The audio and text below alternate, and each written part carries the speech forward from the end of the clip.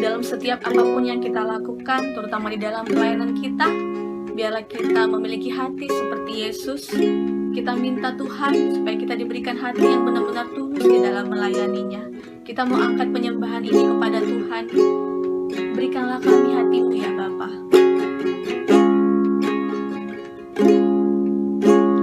Berikan ku hati seperti hatimu, yang penuh dengan belas kasihan.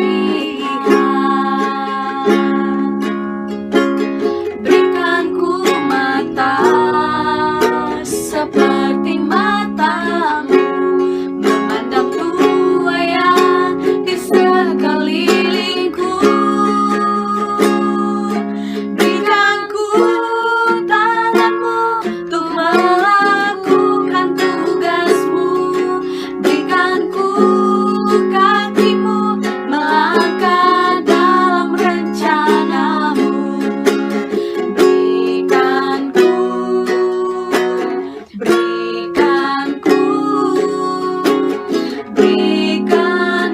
hatimu.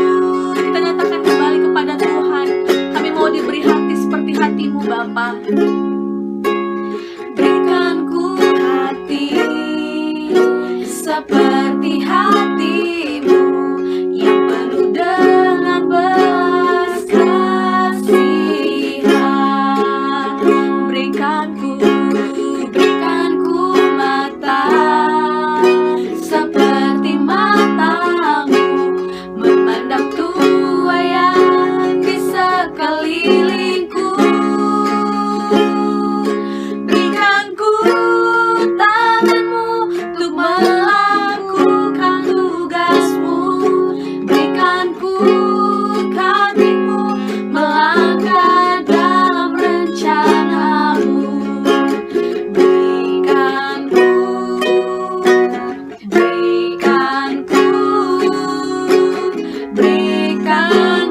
hatimu. Berikan ku tanganmu.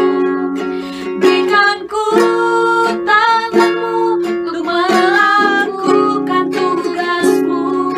Berikan ku kakimu melangkah dalam rencanamu. Berikan ku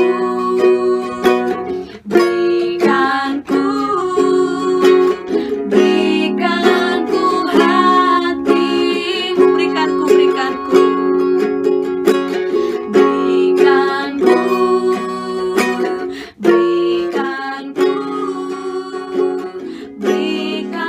ku hatimu.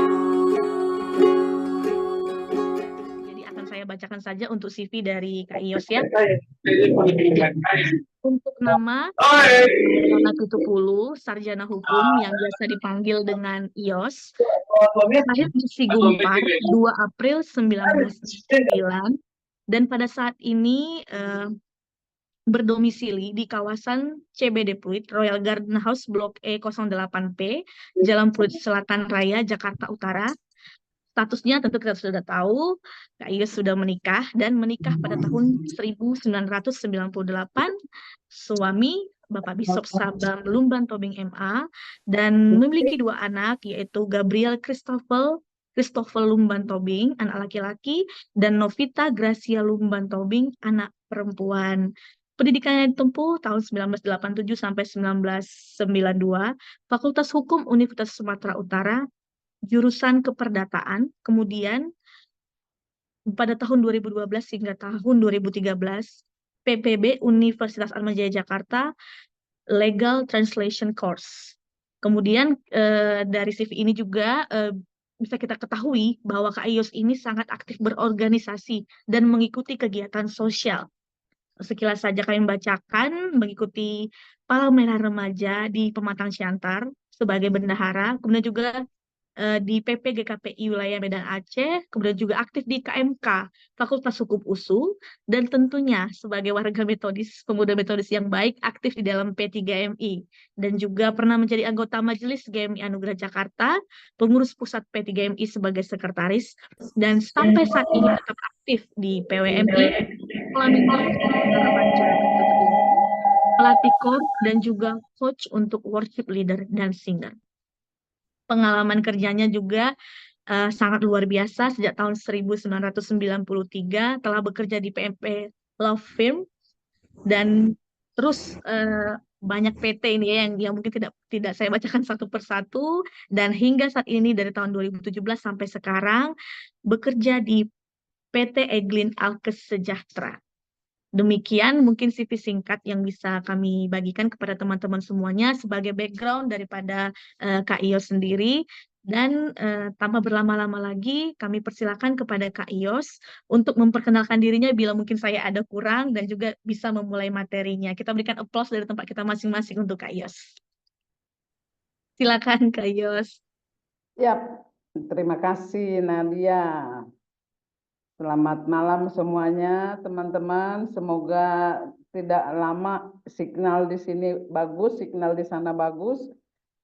Apakah kelihatan share screen saya? Kelihatan Kelihatan ya. Baik. Karir, pelayanan, dan keluarga. Namun sebelum kita mulai membicarakan tiga hal ini, mari kita terlebih dahulu berdoa. Kita berdoa. Bapa di sorga, kami bersyukur untuk momen yang indah yang Kau berikan kepada kami, anak-anak muda gerejamu, walaupun melalui Zoom ya Tuhan, kami percaya Roh Kudus, Allah yang tidak terbatas, bisa bekerja melalui apapun. Maka kami serahkan juga acara kami malam ini, Engkau bekerja di dalam kami semua. Engkau bekerja di dalam peralatan-peralatan kami, sehingga tidak ada gangguan dan baik adanya untuk mendukung penangkapan kami, pemahaman kami akan materi yang sama-sama kami bicarakan. Bertatalah Engkau ya Allah Roh Kudus di dalam hati dan pikiran kami masing-masing. Kami pertaruhkan acara kami ini ke dalam tangan-Mu, dalam nama Yesus kami berdoa. Haleluya. Amin. Baik, dalam rangka Hari Kartini, kita akan bicara tentang karir, pelayanan, dan keluarga. Sebelumnya, mari kita mengenal kembali Raden Ajeng Kartini. Tahu ya, itu fotonya. Saya tidak mau foto yang bagus gitu dengan kebaya yang mantep, tapi lebih ke mencari-cari foto aslinya ya begini ini nih.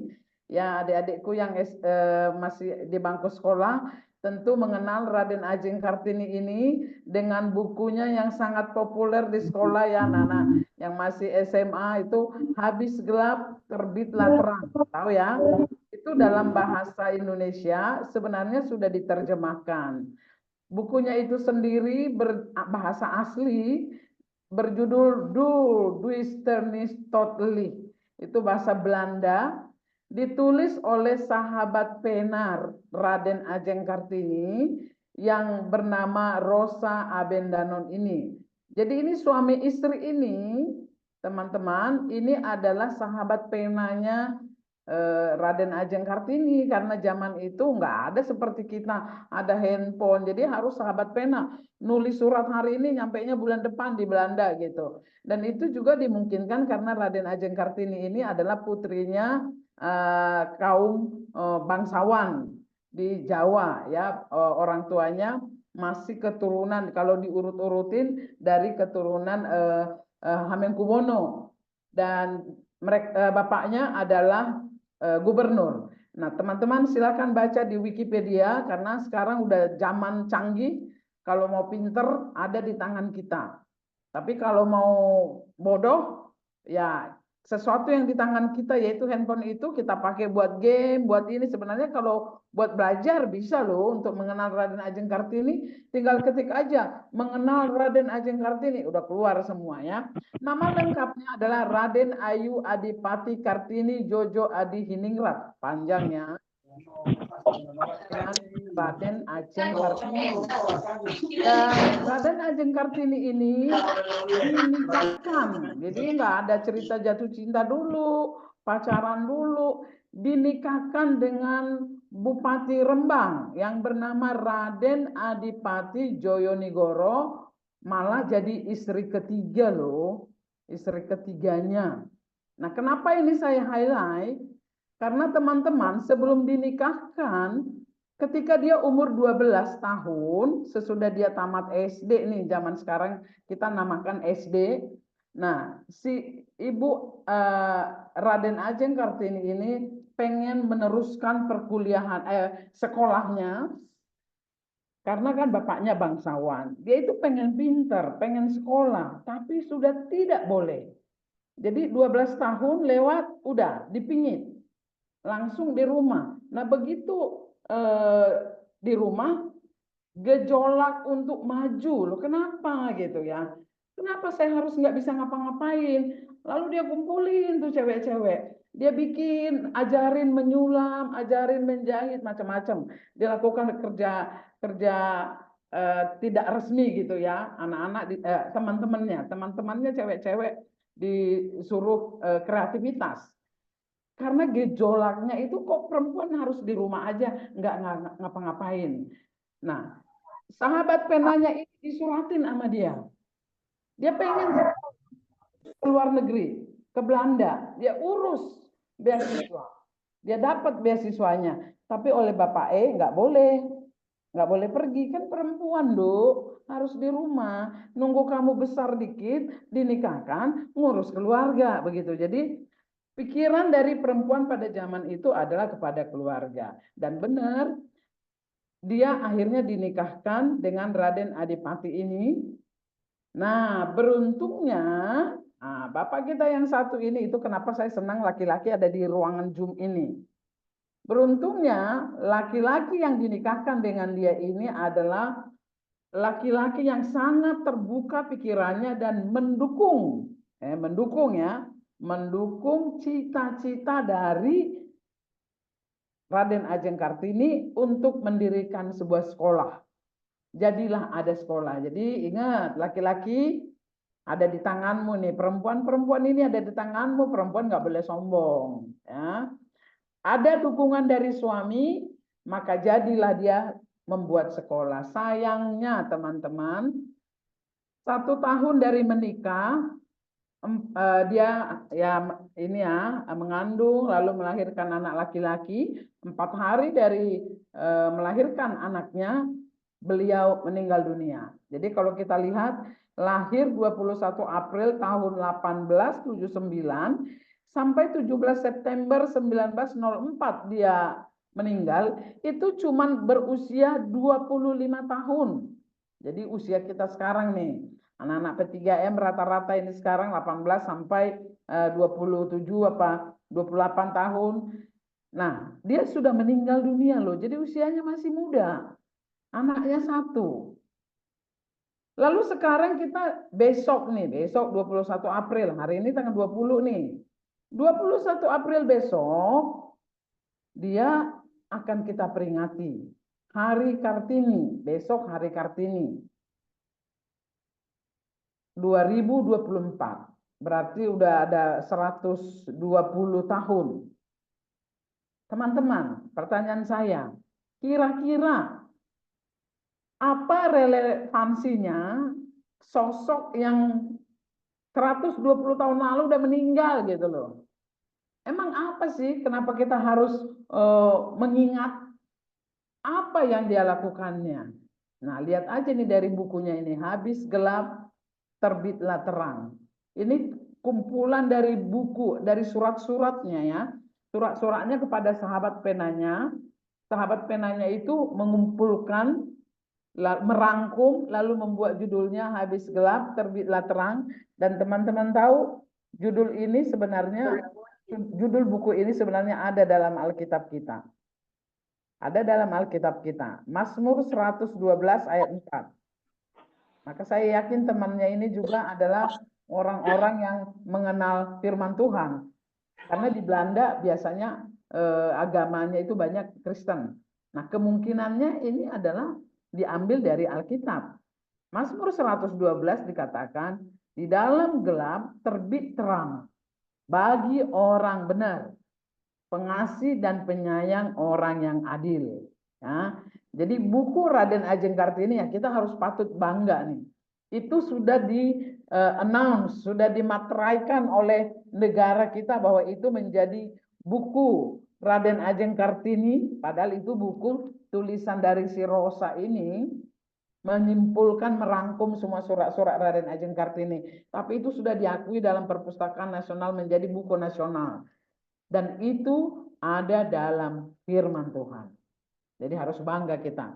Nah, apa yang diperjuangkan oleh Raden Ajeng Kartini ini sebenarnya? Kenapa masih relevan? Sudah 120 tahun loh.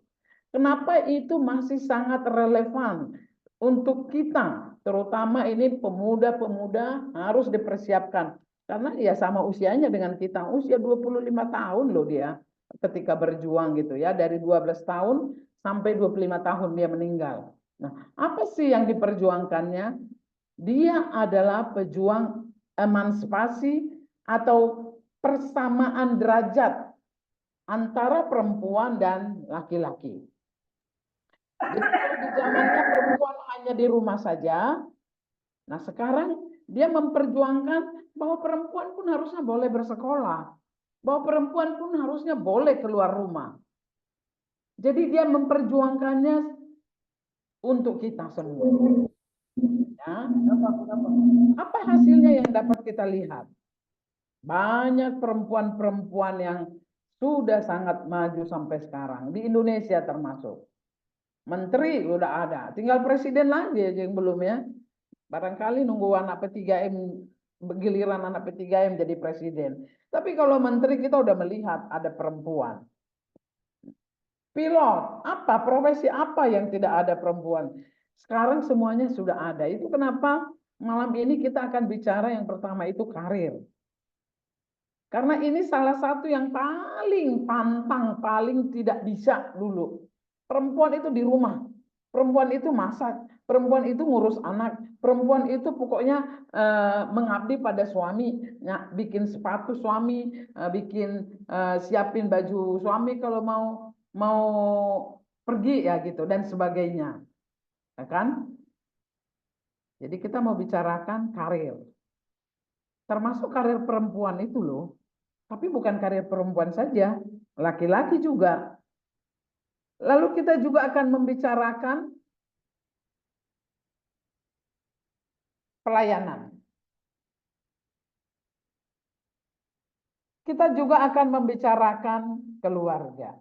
Terutama apa kata firman Tuhan terhadap ketiga ini. Lalu dari apa kata firman Tuhan, tentu kita harus menjadi penurut-penurut firman. Base dasar daripada tindakan, keputusan, pemahaman kita harus firman Tuhan. Firman Tuhan bicara tentang ketiga hal ini. Banyak natsnya, tapi saya memilih satu nats yang benar-benar harus hafal nih kita ini. Harus ngelotok nih. Tentang karir atau pekerjaan, firman Tuhan dalam Pengkhotbah 9 ayat 10 bisa dibacakan salah satu dari P3MI Kalvari. Pengkhotbah 9 ayat 10 udah ada di layar. Kelihatan nggak? Nah, saya nunjuk-nunjuk ya supaya ketahuan di P3M-nya concern apa enggak. Coba salah satu dari Kalvari boleh membaca.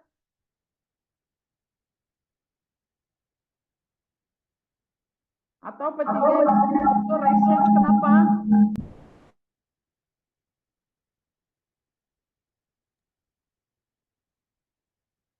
Dari Kalvari kelihatan nggak layarnya? Coba kasih suara, dibaca salah satu dari Kalvari. Siap-siap ya, yang lain nanti tiba-tiba saya ini harus siap standby. Bagus tuh Ibu Pendeta Asri, itu dikasih tuh anggota, nggak boleh. Jangan pegang HP dulu, kita konsen nih. Nah, jadi bukan HP pribadinya disimpan aja dulu kalau kita udah ada di grup ya. Dan kalau bisa kalau signalnya tidak jelek-jelek amat, tolong apalagi yang grup dibuka kameranya. Kalau suara jangan dibuka kameranya saja. Ya, ayo Pak Pendeta Marajohan. Salah satu anggota P3M-nya tolong dibacakan Pengkhotbah 9 ayat 10. Kasih suaranya.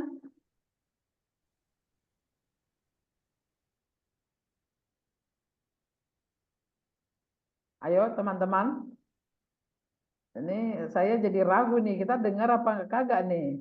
Kalvari nggak bisa. Pak Marajohan nggak baca. Ini jadi kenapa Gemi Sidomu Waluyo Lampung? Kenapa ada yang mau ditanya? Yes Bu, buka suaranya Bu. Iya, pengkhotbah. Kami mau baca pengkhotbah. Ya silakan baca Bu, salah satu baca. Ayo, pengkhotbah pasal 9 ayat 10. Pengkhotbah pasal 9 ayat yang ke-10. Segala sesuatu yang dijumpai tanganmu untuk dikerjakan, kerjakanlah itu sekuat tenaga. Karena tak ada pekerjaan, pertimbangan, pengetahuan, dan hikmat dalam dunia orang mati, kemana engkau akan pergi? Yes. Amin. Artinya kalau yang namanya masih hidup, apapun kerjakan aja. Nanti kalau kita udah mati, ya namanya pekerjaan, namanya pertimbangan, maka pengetahuan atau hikmat itu udah nggak ada gitu. Jadi siapa yang hidup harus kerja, itu maksudnya. Ya, bahasa pendeknya begitu. Bicara tentang pelayanan, firman Tuhan bilang apa? Sekarang saya tunjuk dari mana itu tadi Pak Pendeta Marajohan nggak punya Ludop apa nih? Ludop P3 mana nih? Coba dibaca Yohanes 12 ayat 26. Shalom. Ya, Ya, Bu. Bu Bishop. ya. Timmu Pak yang baca Pak, jangan Bapak.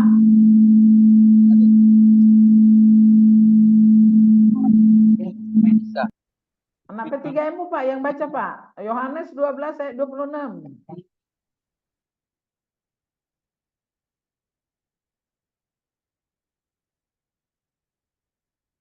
Bisa? Barang siapa Ya. melayani aku, dia harus mengikuti aku. Dan di mana aku berada, di situ pun pelayananku akan berada. Barang siapa melayani aku, dia akan dihormati Bapa. Yes, pelayanku berada ya, bukan pelayananku. Baik, terima kasih. Mengenai keluarga, ini juga sangat banyak dalam Alkitab. Tapi kita akan baca satu yang paling harus diingat oleh kita semua. Coba salah satu dari Gemi Sola Gracia. Baca Efesus 6 ayat 1 sampai 3. Bisa suaranya dibuka? Halo, Ya. tes. Ya, Beneran nggak, Bu? dengar. Oke.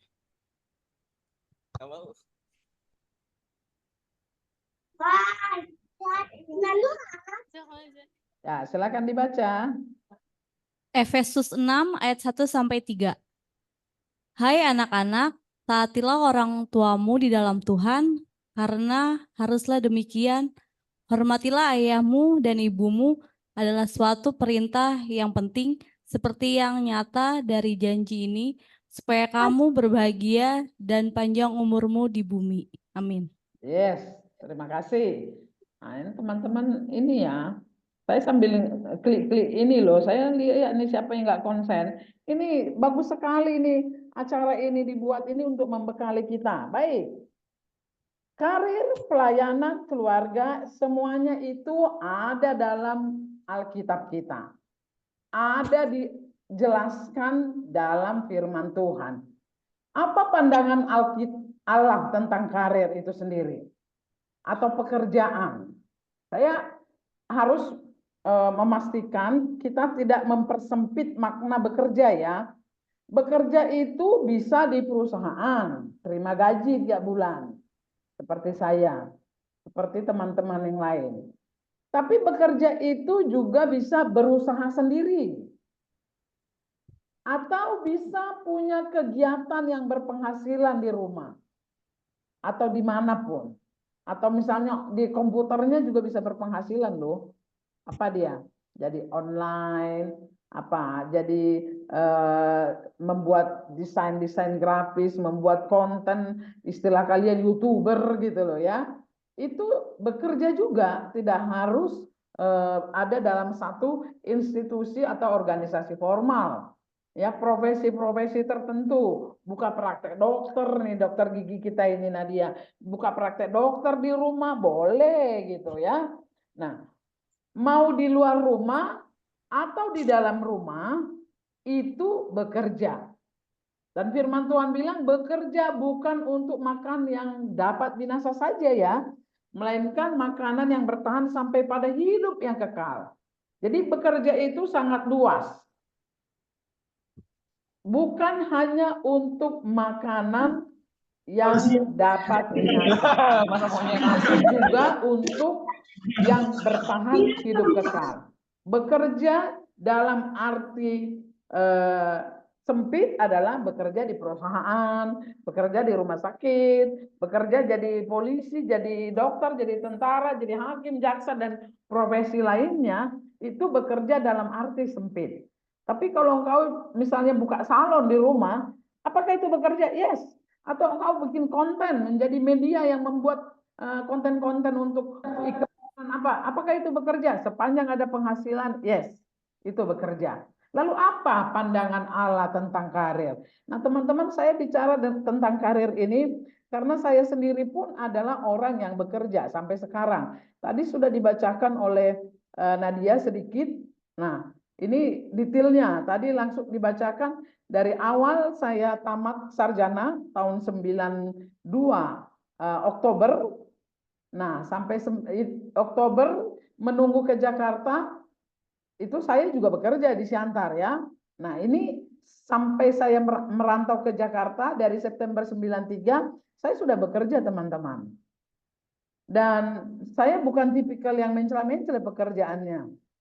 Maret 95 itu saya bekerja di Comexstar Elektrindo, Comexstarnya di merge oleh Osram, lalu saya bekerja di Osram. Lalu Januari 2024 karena menikah harus ikut suami, saya ikut bapak. Bapak jadi dosen, nah saya diminta jadi pegang bendahara. Februari bapak ke Jakarta untuk S2. Nah, saya ngelamar-lamar pekerjaan lagi. Osram belum terima, saya dapat di tempat lain. Ketika di tempat lain ini Osram panggil, oh ya sudah saya pindahlah. Kan perusahaan yang dulu gitu, manggil lagi gitu. Yes. Bapak tamat, saya kerja di Osram tuh dengan jabatan yang berbeda loh teman-teman. Jadi 2006 sampai 2014 itu berapa tahun? 8 tahun loh. Ya. Itu sampai Osramnya tutup malah. Osram tutup, saya direkomendasikan ke temannya orang Jerman. Di sini saya kehilangan segalanya, maksudnya waktu kebersamaan, waktu untuk berdua bersama dengan keluarga, saya kehilangan itu. Waktu untuk ikut dalam pelayanan, saya kehilangan itu. Saya keluar dari pekerjaan itu. Ya, nanti masuk kita ke materinya. Tapi saya mau kasih gambaran kalau teman-teman lihat waktu ini. Jadi saya kalau nganggur sebulan 2 bulan, habis itu langsung bekerja lagi. Ya, sampai sekarang saya dipercaya 3 perusahaan ini sekaligus loh teman-teman. Jalan sama loh ini. Jadi saya ada di sini, saya ada di sini, saya ada di sini. Dipercaya, kebetulan pemiliknya sama, perusahaannya banyak. Jadi ya saya di sini, saya di sini. Gajinya banyak dong Bu Yos ya, banyak lah tergantung kita mensyukurinya ya kan. Hitam putih ya. Apa kata Tuhan tentang karir itu? Kolam Karena motor. saya adalah orang yang memilih bekerja di luar rumah, Bintang itu tuh, bintang berkarir itu. di perusahaan. Iya. Apa kata firman Tuhan? Yang pertama yang harus dipahami oleh teman-teman semua, adik-adikku, yang pertama, Allah pun bekerja hingga sekarang. Allah bekerja hingga sekarang. Apa kerjaan Allah? Saya kasih salah satu. Allah adalah pencipta, creator. Dia menciptakan segala-galanya dari semula. Dia adalah Allah yang bekerja. Apalagi kerjanya Allah? Allah di dalam Yesus sampai sekarang nih, detik ini dia masih bekerja. Ngapain? Menyediakan tempat untuk kita di surga. Yohanes 14, di rumah Bapakku banyak tempat.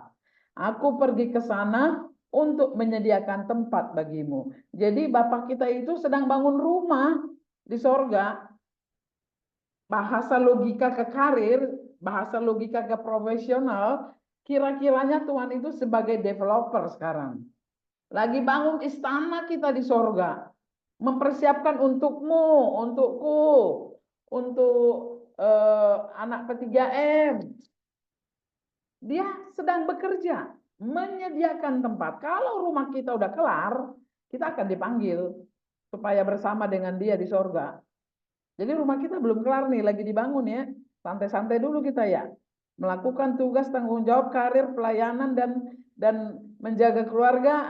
Ini sampai kita dipanggil. Lalu yang ketiga, apalagi yang dikerjakan Tuhan sampai sekarang ini? Dia atau Allah menjaga jagat raya. Dia mengatur tata surya sedemikian rupa. Dia mengawasi alam semesta ini supaya bulan tidak tabrakan dengan bintang misalnya. Supaya galaksi adik-adik yang SMA kan tahu tuh, Merkurius, Venus, Bumi, Mars, Jupiter, Saturnus, Aras, ya itu tahu dong, itu kenapa bisa rapi gitu. Tidak pernah tabrakan tuh. Satu Merkurius, Venus tidak tabrakan. Kalau tabrakan apa yang terjadi tuh? Ya toh? Galaksi alam raya begitu rapi. Coba air laut tumpah ke darat. Nanti itu dibaca ya. Mazmur 19 ayat 1. Mazmur 24 ayat 1 sampai 2. Dia masih bekerja menjaga kita sekarang. Bayangkan ke profesi penjaga itu apa sih? Satpam. Jadi Allah itu bekerja seperti satpam loh untuk kita. Kita mau tidur tinggal minta tolong Tuhan, aku mau tidur jagain ya Tuhan. Woi, benar-benar kita jadikan dia satpam. Ya karena memang tugas dia sekarang ini dia bekerja menjaga kita. Enak ya. Punya Tuhan, punya Allah yang masih bekerja loh untuk kita.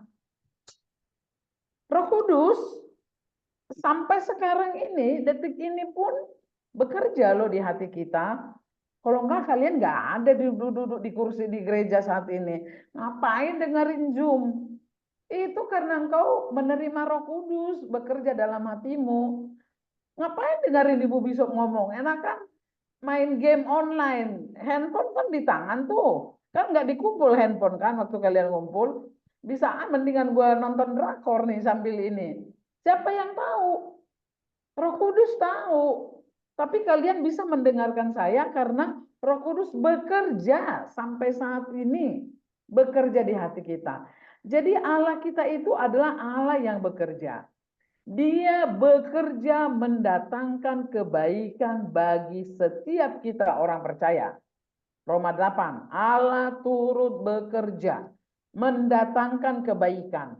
Kebaikan-kebaikan yang engkau terima sampai hari ini itu adalah pekerjaan Allah, teman-teman. Adik-adikku bisa sekolah, bisa kuliah, bisa dapat pekerjaan, itu pekerjaan Allah. Yaitu mendatangkan kebaikan bagi kita. Oleh karena dia adalah Allah yang bekerja, maka yang kedua yang harus kita pahami, kita diperintahkan untuk bekerja. Perintah loh ya. Perintah untuk bekerja. Kejadian 1 ayat 18. Taklukkanlah bumi dan berkuasalah atasnya. Ya. Itu memang perintah. Begitu manusia dibentuk, perintahnya adalah taklukkan bumi, berkuasalah atas bumi. Itu berarti engkau menaklukkan bumi artinya mengusahakan loh. Engkau harus bekerja mengelola bumi ini. Itu perintah.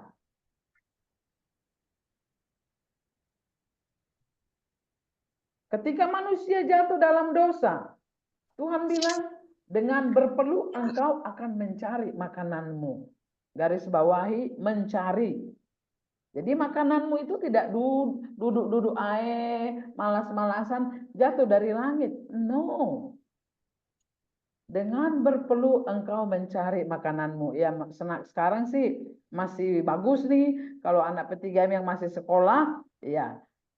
Saya belum berpeluh, Bu. Siapa bilang? Orang tuamu masih berpeluh untukmu, loh. Masih dicari sama bapak, sama ibu, sama mama.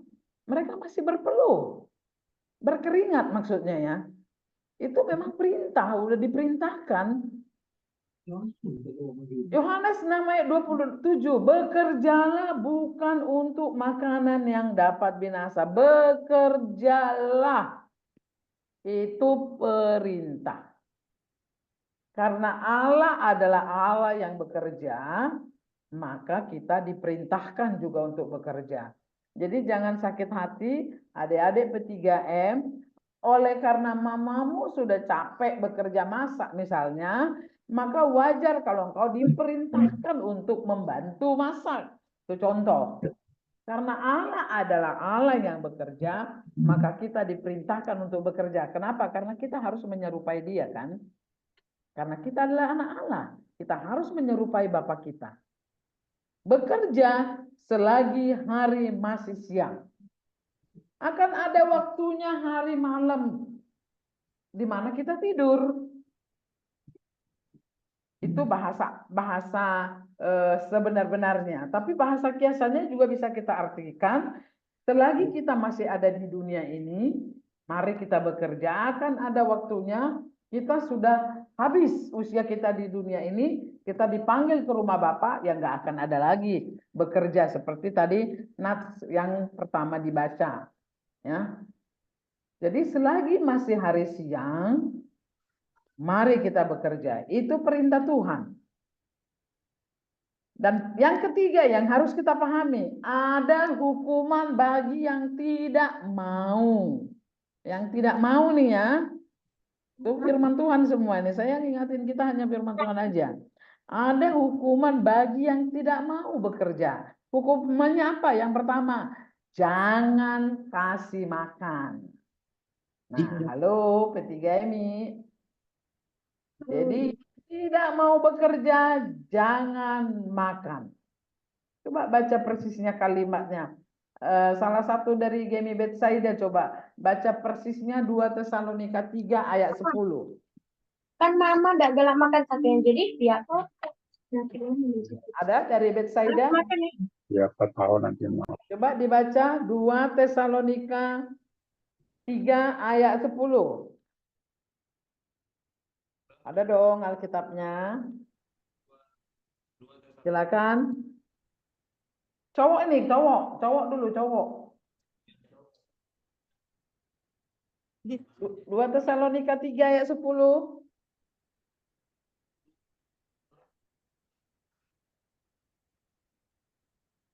Sebab, ayo. Ayo. Si doa dulu ya biar cepat.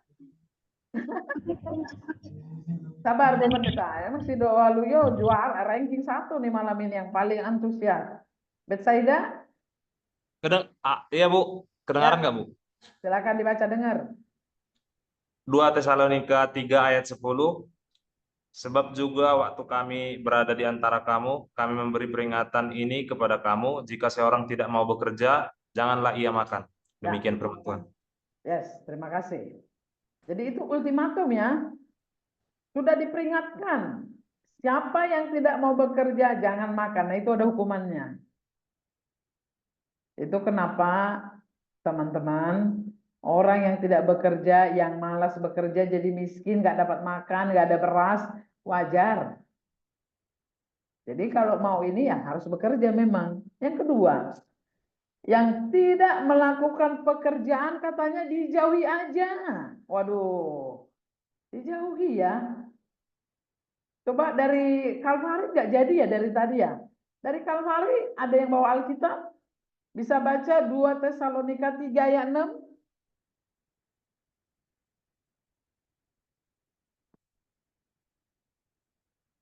Dari P3MI Kalvari? Ayo. Nah, ini ketahuan kalau ini tetap persekutuan P3MI ya teman-teman ya.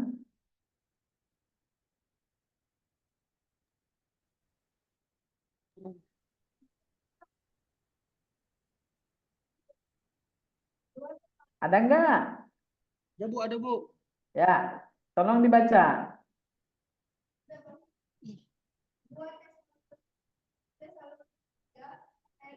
Tetapi kami berpesan kepadamu, saudara-saudara, dalam nama Tuhan Yesus Kristus, supaya kamu menjauhkan diri dari setiap saudara yang tidak melakukan pekerjaannya dan yang tidak menurut ajaran yang telah kamu terima dari kami. Ya, agak terlalu jauh suaranya ya, tapi oke, terima kasih. Kurang jelas karena jauh dari equipment kita. Tetapi kami berpesan kepadamu, saudara-saudara, dalam nama Tuhan Yesus Kristus, supaya kamu menjauhkan diri dari saudara yang tidak melakukan pekerjaannya dan yang tidak menurut ajaran yang telah kamu terima dari kami. Jadi P3MI, saran saya nih, pilih-pilih teman lah. Bertemanlah dengan orang rajin, supaya orang rajin bekerja, supaya kamu jadi ikut rajin. Kalau kita berteman dengan yang malas, yang tidak melakukan pekerjaan, nanti kita ngikut. Ingat kan? Kebiasaan yang baik dirusak oleh pergaulan yang buruk. Itu firman Tuhan juga, 1 Korintus 15. Jadi, jangan berteman dengan orang-orang malas yang tidak mau bekerja. Tidak mau melakukan pekerjaan. Pekerjaan apapun itu. Pekerjaan rumah lah. Pekerjaan di luar rumah. Jangan berteman dengan itu. Ya. Ada hukuman bagi yang tidak bekerja. Paling tidak yang dua ini. Jangan makan, jangan ditemenin. Jadi mari kita bekerja ya. Ya bekerja semua ya. Oke, itu tentang karir dulu. Singkat-singkat saja ya. Lalu kita masuk tentang pelayanan. Tadi kan pelayanannya apa? Oh, menjadi majelis boleh. Aktif di P3MI, oh pelayanan juga itu. Jadi petugas ibadah, mau WL, singer, pemusik, penyambut, pengumpul persembahan dan sebagainya boleh. Atau mau guru sekolah minggu, boleh itu pelayanan. Kegiatan sosial. Bukan hanya di gereja loh pelayanannya. Kegiatan sosial di luar gereja juga ada. Itu juga pelayanan. Nah, lalu apa pandangan Allah tentang pelayanan? Firman Tuhan bilang, tuayan memang banyak, pekerja sedikit. Jadi pelayan-pelayan itu sebenarnya kurang loh. Tuayannya banyak. Jadi kita harus minta sama Tuhan. Karena dia yang mempunyai tuayan itu untuk mengirimkan pekerja-pekerja untuk tuayan ya. Jadi pandangan Allah tentang pelayanan itu akan mempengaruhi, membenarkan motivasi, membenarkan pemahaman kita tentang pelayanan. Yang pertama teman-teman, Allah kita itu adalah Tuhan yang melayani. Allah kita adalah Tuhan yang melayani.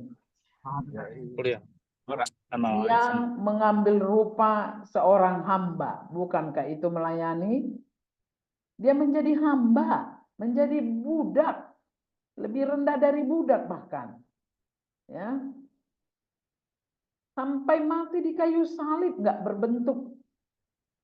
Badannya tercabik-cabik, luka di tubuhnya. Itu adalah posisi yang paling rendah, bahkan lebih rendah daripada hamba.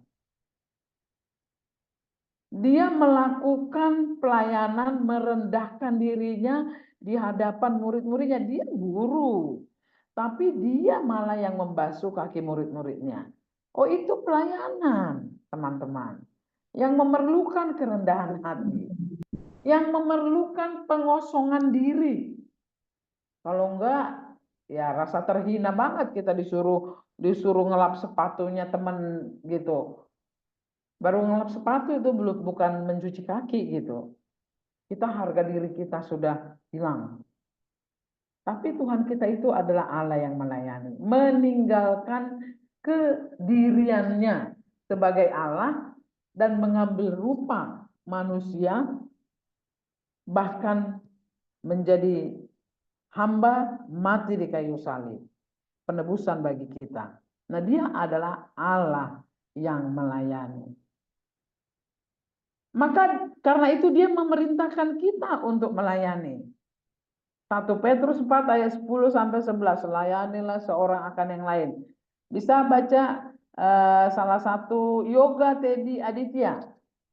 Masih ada di sini? You still with me, Yoga? Bisa bacakan 1 Petrus 4 ayat 10 sampai 11?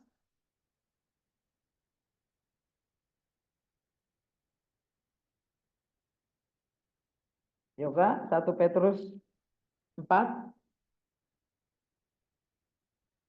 Nah, ini membuktikan kadang ada di ruang Zoom, tapi sebenarnya pokoknya udah masuk Zoom itu resiko ini ya untuk masukkan aja buat pengurus.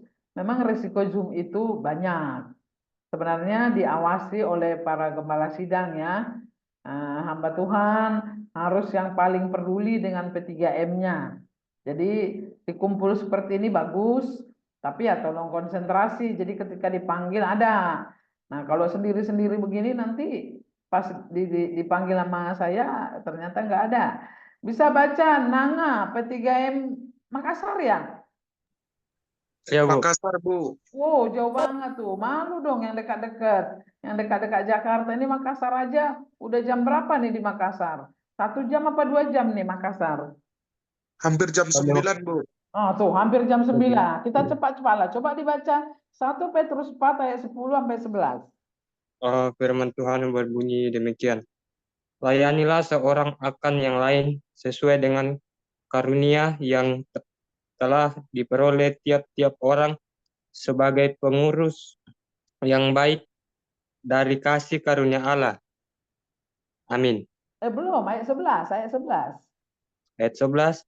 Jika ada orang yang berbicara, baiklah ia berbicara sebagai orang yang menyampaikan firman Allah. Jika ada orang yang melayani, baiklah ia melakukan dengan kekuatan yang dianugerahkan Allah, supaya Allah dimuliakan dengan dalam segala sesuatu karena Yesus Kristus. Ialah yang punya kemuliaan dan kuasa sampai selama-lamanya. Amin. Yes. Jadi melayani satu sama lain menurut karunianya masing-masing. Karunia untuk yang pintar berbicara, sampaikan firman Tuhan. Seperti itu ya. Jadi ini adalah perintah untuk kita semua. Ada juga perintah yang lain. Gembalakanlah kawanan domba yang ada padamu. Bahkan ada pertanyaannya kepada Petrus, Petrus, apakah kau mengasihiku? Ya Tuhan, aku mengasihimu katanya. Gembalakanlah domba-dombaku. Jadi yang dimaksudkan adalah bukti kasih kepada Tuhan. Bukti kasih kepada sesama. Itu adalah gembalakan. Artinya take care, ambil peduli, perhatikan, urus. Nah itu melayani. Jadi melayani itu bisa di gereja, bisa juga di rumah. Artinya take care your parents. Take care your brother and sister. Itu berarti engkau disuruh menggembalakan orang-orang di rumahmu. Ya. Jika karunia untuk melayani, baiklah kita melayani. Jadi masing-masing kita ada karunianya. Yang pintar nyanyi, berikan talenta suaramu, melayanilah melalui nyanyi. Yang senyumnya manis, ayo itu juga melayani. Jangan dikira modal senyum mah gimana mau melayani. Oh jangan salah, ada yang senyum itu malah serem kayak wajah saya ya kan. Jadi ada modal senyum pun bisa melayani. Jadi penyambut. Ada yang suaranya enak didengar, lemah lembut gitu. Shalom, selamat pagi. Jadi penyambut. Semua harus melayani. Apa karuniamu? Layanilah gitu. Ini perintah Allah. Jadi jangan ada anggota P3M jadi penonton ya di gereja ya. Coba ambil bagian dalam pelayanan di gereja, apapun itu. Para pendeta, hamba Tuhan, kasih pelayanan sama pemuda-pemuda kita ini. Mereka harus belajar melayani karena itu adalah perintah Tuhan. Lalu orang yang tidak mau melayani, ya sama dengan yang karir tadi. Ada loh pertanggungjawaban yang dituntut dari kita kelak. Dia katakan di 1 Korintus 3, pekerjaan kita kelak pada suatu hari, pekerjaan kita masing-masing akan diuji. Diuji dengan api. Pelayanan kita akan diuji oleh Tuhan dengan api. Apakah pelayanan kita, buah pelayanan kita itu dari batu, perak, emas, ya. Nah, itu kita akan bisa mendapat upah. Dan itu kita tidak terbakar. Tapi ada loh pelayanan yang akan seperti jerami, rumput, atau kayu. Kayu kah? Nah, ini akan sia-sia saja ini. Itu paling cuma membuat kita tidak terbakar, yang kitanya terbakar dengan api. Pelayanan sih, tapi kita terbakar juga. Sia-sia juga itu artinya. Jadi ada pelayanan yang tidak berdampak apa-apa. Kenapa bisa begitu? Itu ada banyak, nanti kita diskusikan. Ya. Ada pertanggungjawaban. Jadi bukan asal melakukan. Lakukan dan bisa dipertanggungjawabkan. Ada juga di Yehezkiel 33 teman-teman, tanggung jawab bila kita tidak memperingatkan sesama kita. Itu melayani yang lain. Kita udah tahu teman kita lagi susah, lagi ada masalah, lagi sakit, tapi kita cuman ngomong doang, GWS ya, gitu tahu ya anak muda ya, get well soon ya. Tapi sekedar itu aja. Kita doakan ya, tapi didoakan pun tidak, cuman balas WA doang. Sering kan begitu ya teman-teman? Teman kita si Otong sakit, cuma bilang GWS ya Tong, kami doakan ya Tong, tapi padahal nggak didoakan, cuma ngomongan doang di WhatsApp. Yehezkiel 3 bilang, kalau dia mati dalam kesalahannya, engkau tidak memperingatkan dia, maka pertanggungjawabannya kutuntut darimu loh, kata Tuhan. Tapi kalau dia mati, tapi kau udah memperingatkan, tapi dianya ngotot nggak mau gitu, nggak mau diperingatkan, alias bebal, engkau sudah melepaskan dirimu sendiri, kata Tuhan. Jadi tidak darimu lagi dipertanggungjawaban. Nah, itu kenapa kita semua harus jadi pelayan. Tidak ada yang penonton. Oke? Itu pelayanan. Nanti kita tanya jawabnya ya. Ini didengarin aja dulu. Lalu, apa pandangan Allah tentang keluarga? Keluarga ring satu kita, ini kita sekarang bertiga ini. Ring satu kita adalah ayah dan ibu. Orang terdekat dengan kita ayah dan ibu, bukan temanmu. Lalu ring duanya ini kakakmu, adikmu. Itu keluarga. Lalu keluarga besar dari ayah. Ada bapak uda lah, bapak tua lah, inang tua. Ini dari ayah lah, namboru ya dari ayah. Ada dari ibu. Ya, ada bude kita lah. Jadi kakaknya mama kita. Nah ini keluarga kita ini sekarang nih. Dan ini kelak kalian terutama yang sudah dewasa, ini akan berubah. Seiring dengan keputusan yang kalian ambil menikah, harap dipahami bahwa ring satumu itu apapun katanya adalah pasanganmu. Jadi jangan lagi ayah dan ibumu. Karena engkau sudah meninggalkan itu teman-teman. Ring satumu harus pasanganmu. Ring duamu malah anak-anak loh nanti kalau udah ada anak. Ring tiga lah baru orang tua dan mertua. Harus sama nih. Orang tua dan mertua. Jangan kita sayang doang sama mertua orang tua kita. Mertua mah dicuekin aja gitu. Apalagi cewek-cewek ini Hari Kartini ini kan lebih kepada perempuan. Perempuan itu harus adil. Jangan lagi hanya memihak kepada orang tuamu, tapi adalah orang tua pacarmu alias mertua. Orang tua pasanganmu itu alias mertuamu. Itu juga harus Diperhatikan, itu juga keluarga. Lalu saudara dan ipar. Ya, saudara kita artinya kakak dan adik-adik kita. Lalu ipar, adik ipar dan kakak ipar. Nah, itu menjadi ring 4. Itu keluarga kita. Apa pandangan Tuhan tentang keluarga kita ini? Tentang keluarga kita sekarang ini, keluarga masa depan P3MI, sudah ada yang lebih senior-senior ini, siap-siap untuk menikah, ini harus diperhatikan, inilah keluargamu, nanti pindah dari yang kiri menjadi ke kanan. Kau harus siap dengan itu. Allah memandang itu menjadi tanggung jawabmu juga. Yang pertama, perhatikan yang pertama. Tuhan Yesus, Allah kita itu adalah Allah yang sangat peduli dengan keluarga. Sangat peduli.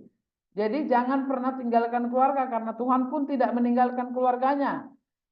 Ingat ketika Yesus disalib, dalam penderitaan, ketika dari atas kayu salib dia melihat ibunya, dia bilang, apa dia bilang? Ketika Yesus melihat ibunya dan murid yang dikasihinya di sampingnya, berkatalah ia kepada ibunya, "Ibu, inilah anakmu." Kemudian katanya kepada murid-muridnya itu, "Inilah ibumu." Dan sejak saat itu, murid itu artinya ini adalah Yohanes. Ketika Yesus melihat ibunya dan murid yang dikasihinya saat itu adalah Yohanes, berdiri bersisian, dia bilang sama ibu, "Ibu, inilah anakmu." Jadi Yohanes itulah, yang ini anak yang ini udah digantung di kayu salib, inilah. Dan dia bilang kepada Yohanes muridnya itu, "Inilah ibumu." Apa artinya teman-teman? Dia take care ibunya. Dia menyerahkan ibunya ke pengawasan Yohanes, dan Yohanes diserahkan menjadi anak dari ibunya. Dia begitu peduli ibunya jangan sampai menderita sendiri ketika dia sudah disalibkan. Jadi Yesus sangat peduli dengan ibunya. Jadi kalau ada di antara P3M yang rada-rada kurang dekat dengan ibunya, kayaknya itu nggak mirip itu dengan Tuhan Yesus. Tuhan Yesus itu sangat menghormati mamanya, sangat menghormati ibunya. Ya. Yang kedua, dalam kesehariannya, Yesus itu sangat menghargai dan memberkati anak-anak. Dia sangat peduli dengan anak-anak. Ketika murid-muridnya melarang, memang kayak gitu ya kakak. apa yang dia katakan? Biarkan anak-anak itu, jangan menghalangi mereka datang kepadaku, karena mereka yang empunya kerajaan surga. Lalu ia meletakkan tangannya untuk memberkati.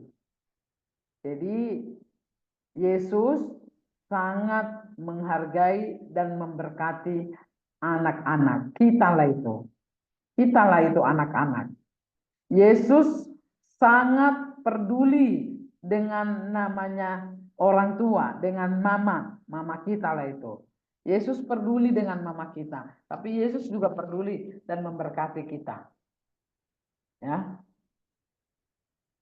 Yang ketiga, bukti bahwa Yesus sangat peduli dengan keluarga. Pada suatu hari seorang janda kehilangan anaknya meninggal di kota Nain.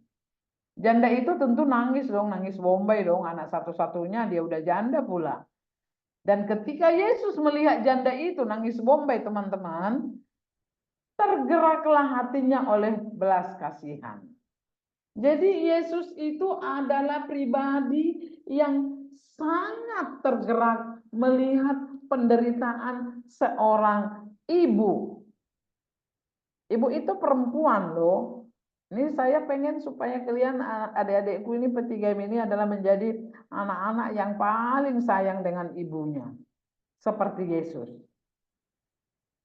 Dia stop para pengusung itu, lalu dia menyentuh anak muda yang meninggal itu, dan dia berkata, "Hai anak muda, aku berkata kepadamu, bangkitlah. Yang sudah mati pun bangkit." Jadi kita yang mati rasa sama mama kita pun hari ini Saya percaya Tuhan akan bangkitkan rasa sayang di hatimu kepada mamamu. Apapun alasannya, misalnya mamanya, mama saya maju ke orangnya, tetap aja engkau harus sayang. Paling tidak untuk mengikuti teladan Tuhan Yesus. Amin ya teman-teman ya. Ya, itu Yesus. Dia sangat peduli dengan keluarga. Maka bagaimana dengan kita teman-teman? Adakah kita menjadi manusia Yesus yang juga peduli dengan keluarga? Maka karena pedulinya itulah kita diperintahkan untuk mengasihi keluarga kita. Ada perintahnya dalam Efesus 6 ayat 1 sampai 3. Perintah kepada anak-anak. Hai anak-anak, tadi sudah dibacakan di awal. Kasihilah orang tuamu. Nah, sekarang kita baca Efesus 6. Siapa ini yang ngantuk-ngantuk ya? Saya nyuruhnya yang ngantuk-ngantuk ya. Coba siapa ini? Coba dari P3MI Maranatha Tebet. Bacakan Efesus 6 ayat 1 sampai 3. Takutnya zoomnya dinyalain tapi orangnya nggak ada gitu.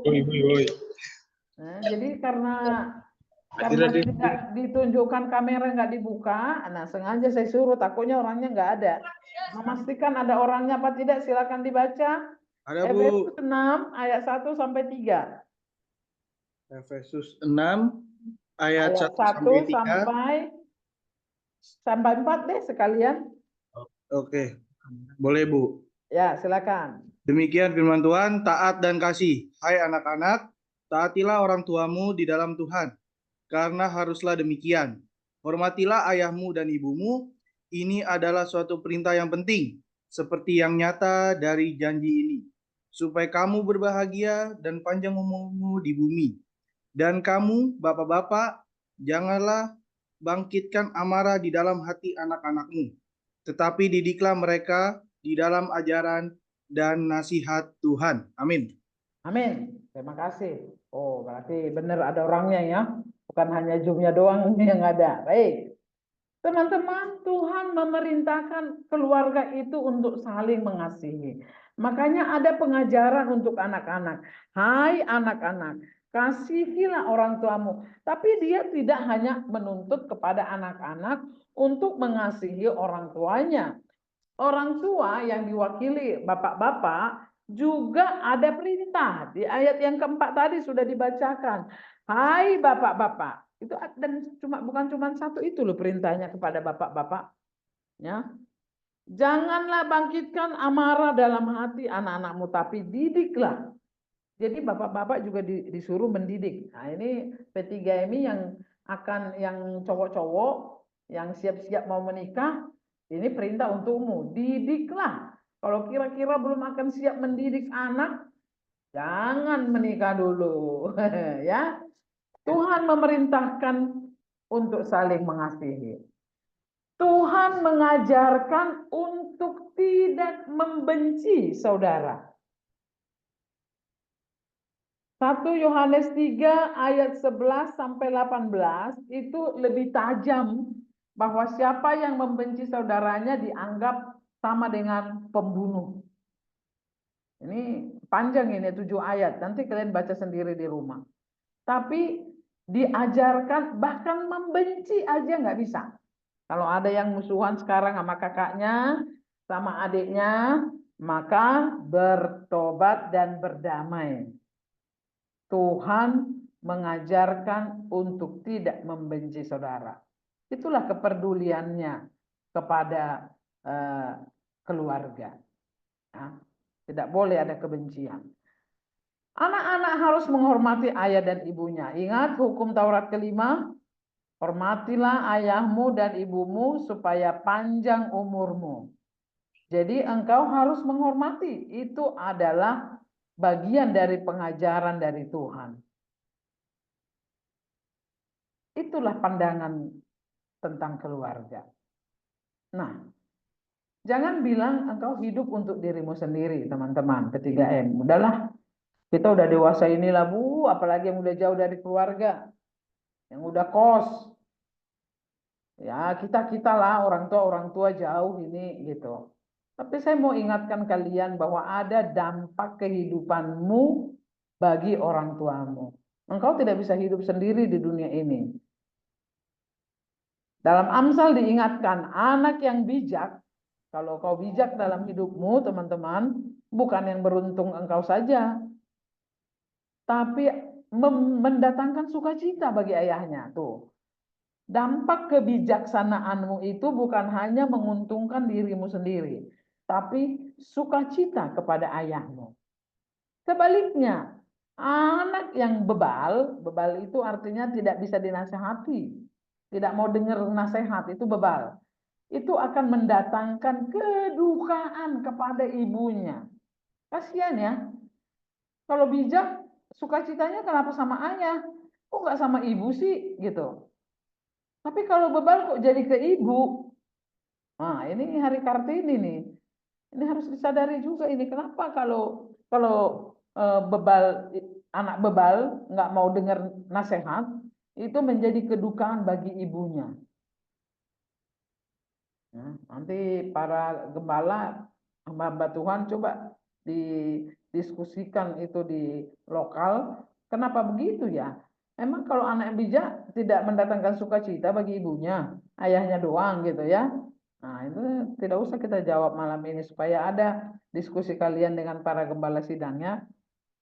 Amsal 17, siapa mendapat anak yang bebal, mendapat duka, dan ayah orang bodoh tidak akan bersukacita.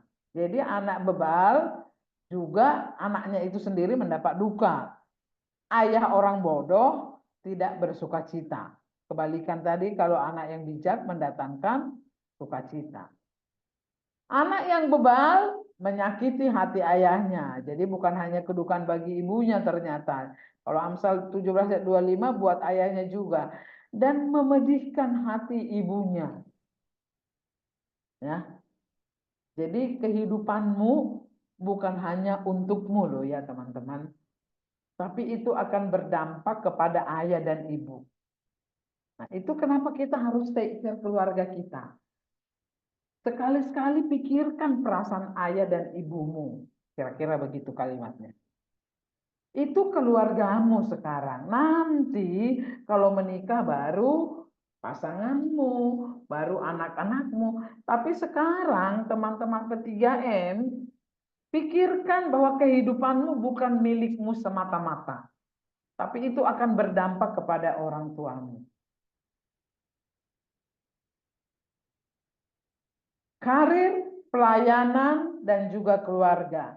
Itu bicara tentang teladan yang sudah diberikan oleh Tuhan Yesus.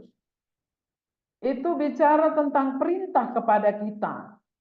Kita diperintahkan untuk bekerja. Kita diperintahkan untuk melayani. Kita diperintahkan untuk mengasihi keluarga. Lalu ada konsekuensi dari ketiganya. Yang tidak bekerja ada konsekuensi. Yang tidak mau melayani ada konsekuensi. Yang tidak mau mengasihi saudaranya ada konsekuensinya. Dan ketiganya itu karena menyangkut teladan, perintah, dan konsekuensi, maka dia harus seimbang. Seperti segitiga sama sisi. Karir, pelayanan, keluarga harus seimbang dan itu untuk kemuliaan Allah. Pertanyaannya, pertanyaan saya nih, apa kira-kira yang menjadi penghalang supaya antara karir, pelayanan, dan keluarga bisa seimbang? Coba teman-teman, ini bisa menjawab kan, bisa di chat. Coba berlomba-lomba di chat, yang apalagi yang sendiri. Coba di chat.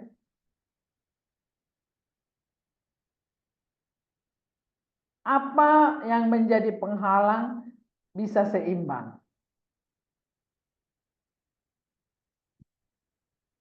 Ada prinsip-prinsip zaman sekarang.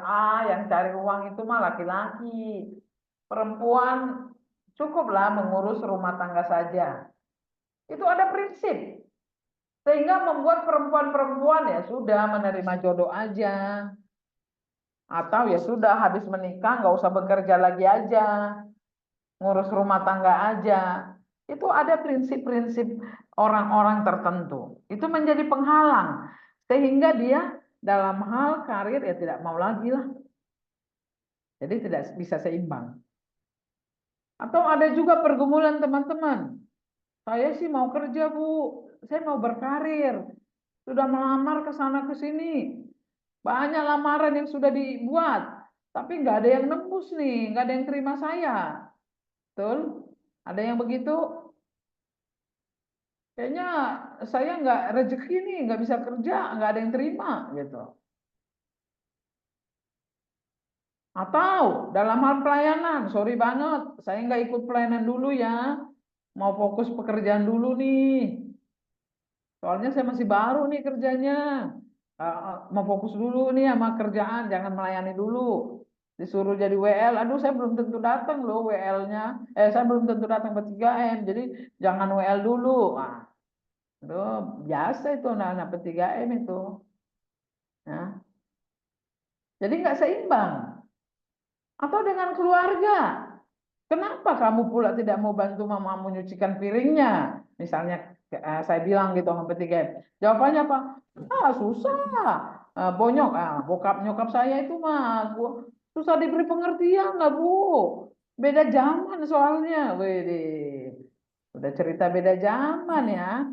Nah, itu itu ini. Sehingga kita nggak seimbang lagi antara karir, pelayanan dan keluarga. Melayani seharian di gereja.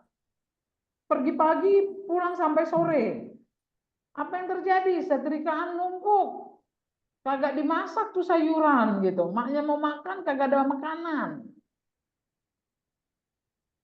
Kan udah dia bilang mama saya supaya beli GoFood aja. Susah bener nih mak gue ini dibilangin. Nggak ngerti pesan GoFood. Lu, lain mamanya gaptek. Nggak seimbang lagi. Nggak mau tahu lagi dengan keluarga. Dapat gajian beli handphone baru. Padahal adiknya belum bayar uang sekolah misalnya. Wah, itu kan tanggung jawab keluarga, Bu. Masa saya? Aduh. Nggak seimbang. Kalau sudah begitu, bagaimana dong teman-teman?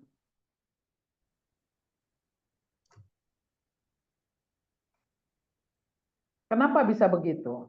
Mari kita cek. Kenapa susah dapat pekerjaan? Kenapa susah dapat kenaikan karir? Bagaimana dengan skill, kemampuan kita, teman-teman? Kemarin saya ngobrol dengan Pak Eben ya. Pak Eben itu khotbah di kantor saya, persekutuan karyawan. Saya bilang, Pak Eben, problem kami itu bagian rekrutmen, mencari tenaga kerja sangat susah. Jadi kami SLA, service levelnya itu kita, orang rekrutmen sudah ditargetkan kalau mencari satu posisi itu 30 hari. Tapi kadang 90 hari pun belum dapat, belum join, apalagi untuk level-level atas. Misalnya sudah manajer, mencari supervisor, susah benar. Padahal di luar sana banyak yang mencari pekerjaan. Perusahaan susah mencari orang yang mau bekerja. Di mana gapnya itu? Di mana salahnya? Nah, saya teman-teman sudah meneliti karena saya merekrut sendiri, itu ada di skill. Yang diminta perusahaan apa, yang bisa ditunjuk, ya kebolehannya pelamar kita nih apa? Nggak nyambung. Itu. Jadi skill kita itu kita tidak sesuaikan dengan kebutuhan perusahaan, kebutuhan market, kebutuhan lapangan pekerjaan. Kita tidak mau meningkatkan skill dengan cara apa? Belajar. Misalnya nih, sekarang zaman orang harus mengerti Oracle, ngerti SAP. Kita bingung, itu apa itu? Ayo lu. Kita Excel kita sekarang harus bisa, udah harus bisa pivot, harus bisa ini, bisa. Kita nggak ngerti itu gimana itu. Nah, jadi kemampuan kita tidak tambahin. Nah, itu kita cek, ya. Sama dengan pelayanan. Sekarang udah canggih, pelayanannya nggak hanya piano, organ. Oh, ini keyboard itu bisa macam-macam itu di dalamnya. Tapi kita tidak mau menggali. Kita hanya gitar aja lah. Gitar juga udah syukur, betul. Tapi kita akan melihat kemampuan market ya di luar sana. Ini buat teman-teman hamba Tuhan terutama. Kita puas dengan ibadah. Mari kita nyanyi, berdoa, nyanyi lagi firman Tuhan ini. Di luar sana kebaktian P3M bukan melulu begitu-begitu lagi. Di mana letak skillmu untuk meningkatkan untuk melihat variasi-variasi ibadah yang menarik untuk anak-anak muda. Atau para pengurus P3M ini. Ya sudahlah, 6 orang lah yang hadir. Hello, come on. Di mana kemampuanmu untuk menggait yang dari luar untuk masuk ke dalam persekutuan kita? Ya. Mari kita cek kemampuan kita. Jadi baik dalam karir, baik dalam pelayanan, atau di tengah-tengah keluarga. Saya nggak ngerti nih bantuin ayah saya, bantuin bokap gua nggak ngerti, bokap gua kerjanya ini, mama saya ini, saya nggak ngerti. Belajar, kenapa nggak ngerti? Membantu orang tua mengerjakan sesuatu. Ada itu teman P3M, mamanya tukang jahit, banyak bener pesanan, nggak kelar-kelar gitu. Salah satu jahitan saya gitu. Anaknya anak pemuda remaja lagi di situ, maksudnya di kios tempat jahitan tukang jahit ini nih, penjahit ini main HP. Maknya cuma mau masang kancing gitu loh, kancing pesanan ini. Terus saya bilang, kamu bantuin mama kamu dong, pasangin kancing. Nggak ngerti aku, Bu. Hai, come on. Anak gadis gitu loh. Nah, itu salah satu contoh. Di mana skillmu? Itu kemampuan ya. Zaman sekarang orang yang mencari pekerjaan, kalau di interview dengan saya, kalau karyawan interview dengan saya melihat skillnya. Jadi bukan melihat, oh ini orang gereja nih, enggak. Oh ini orang Kristen nih, enggak. Saya belajar untuk profesional. Jadi yang saya yang pertimbangkan pertama adalah kompetensi atau kemampuan. Dia bisanya apa? Dari segi kemampuan mengetik di Word, apa dia bisa main mail merge atau enggak? Apa dia bisa Excelnya sejauh mana? Gitu. Walaupun orang gereja, kalau P3M, kalau memang tidak memenuhi kualifikasi, tidak diterima loh. Skill kita harus kita cek, kita tingkatkan. Lalu kebiasaan suka menunda sesuatu. Oh nantilah, saya harus pinter inilah menjawab pertanyaan-pertanyaan kalau dalam PA. Nanti saya bacalah itu yang disebut sama Kak Yos tadi, Tesalonika, Efesus, saya baca itu nanti semua. Tapi nggak dibaca-baca, ditunda-tunda. Pekerjaan juga begitu. Tolong selesaikan ini, tapi ditunda-tunda, ngobrol sana. Gimana atasan mau senang? Ya. Atau di keluarga juga begitu, bantuin mama, bantuin papa, bantuin adikmu untuk ngerjain ini. Tapi ditunda, iya beres ma, tapi ditunda nggak dikerjakan. Kerja sama tim, engkau jadi ketua, engkau jadi seksi acara, seksi kerohanian. Bagaimana engkau bekerja sama dengan yang lain, mengkoordinasikan siapa pak pemusik minggu depan, bagaimana engkau bekerja sama dan berkoordinasi dalam pelayanan begitu. Ya, hamba Tuhan bagaimana berkoordinasi dengan para pengurus P3M ini? Atau pengurus P3M bagaimana koordinasimu dengan anggotamu yang lain? Bagaimana kerja sama timmu? Siapa bagian pemerhati? Jangan ada orang masuk ke dalam P3M kita berkali-kali sudah datang tapi kita sambut pun tidak. Lama-lama dia mundur sendiri. Saya tahu itu ada yang seperti itu juga. Siapa bagian penyambut yang langsung mendatangi? Halo, tinggalnya di mana? Terus siapa bagian admin? Udah masukkan di WhatsApp group misalnya begitu. Itu koordinasi pengurus ya. Karena engkau ketua tidak bisa melakukan sendiri kan, bukan Superman. Ya, kita perlu pengurus lain. Kalau perlu delegasi, engkau harus melakukan ini gitu. Ya. Tadi saya bilang Pak Bishop, loh, emang nggak ikut di P3? Enggak, itu udah didelegasikan sama Pak Eben. Wah, loh. Enak kan yang gitu. Jadi perlu kerjasama. Bagaimana time management, pengaturan waktumu? Itu namanya time management. Jam berapa harus melakukan apa? Ya kan? Jangan udah jam 7 mau jumingan sama P3M, kita masih buru-buru di mana gitu dalam perjalanan, mau nggak mau sambil nyetir deh gua Zoom. Nah, itu time management kita bermasalah. Saya tadi dari jam 6:30 sudah mencoba masuk, bahkan hostnya belum membuka, saya sudah coba masuk. Jadi time management kita, lalu komitmen kita.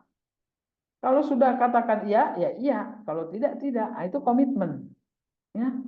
Jangan disuruh P3M, aduh maaf, tiba-tiba nih ada aja alasan. Tidak melakukan pelayanannya.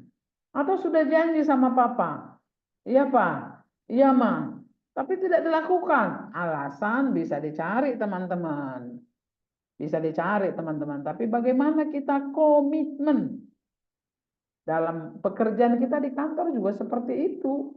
Kalau kita bilang berapa lama kamu bisa mengerjakan, sebelum jam 4 sore bisa Pak, tapi nggak dikerja-kerjakan, kamu tidak pegang komitmen, nggak dipercaya. Itu yang harus kita cek teman-teman.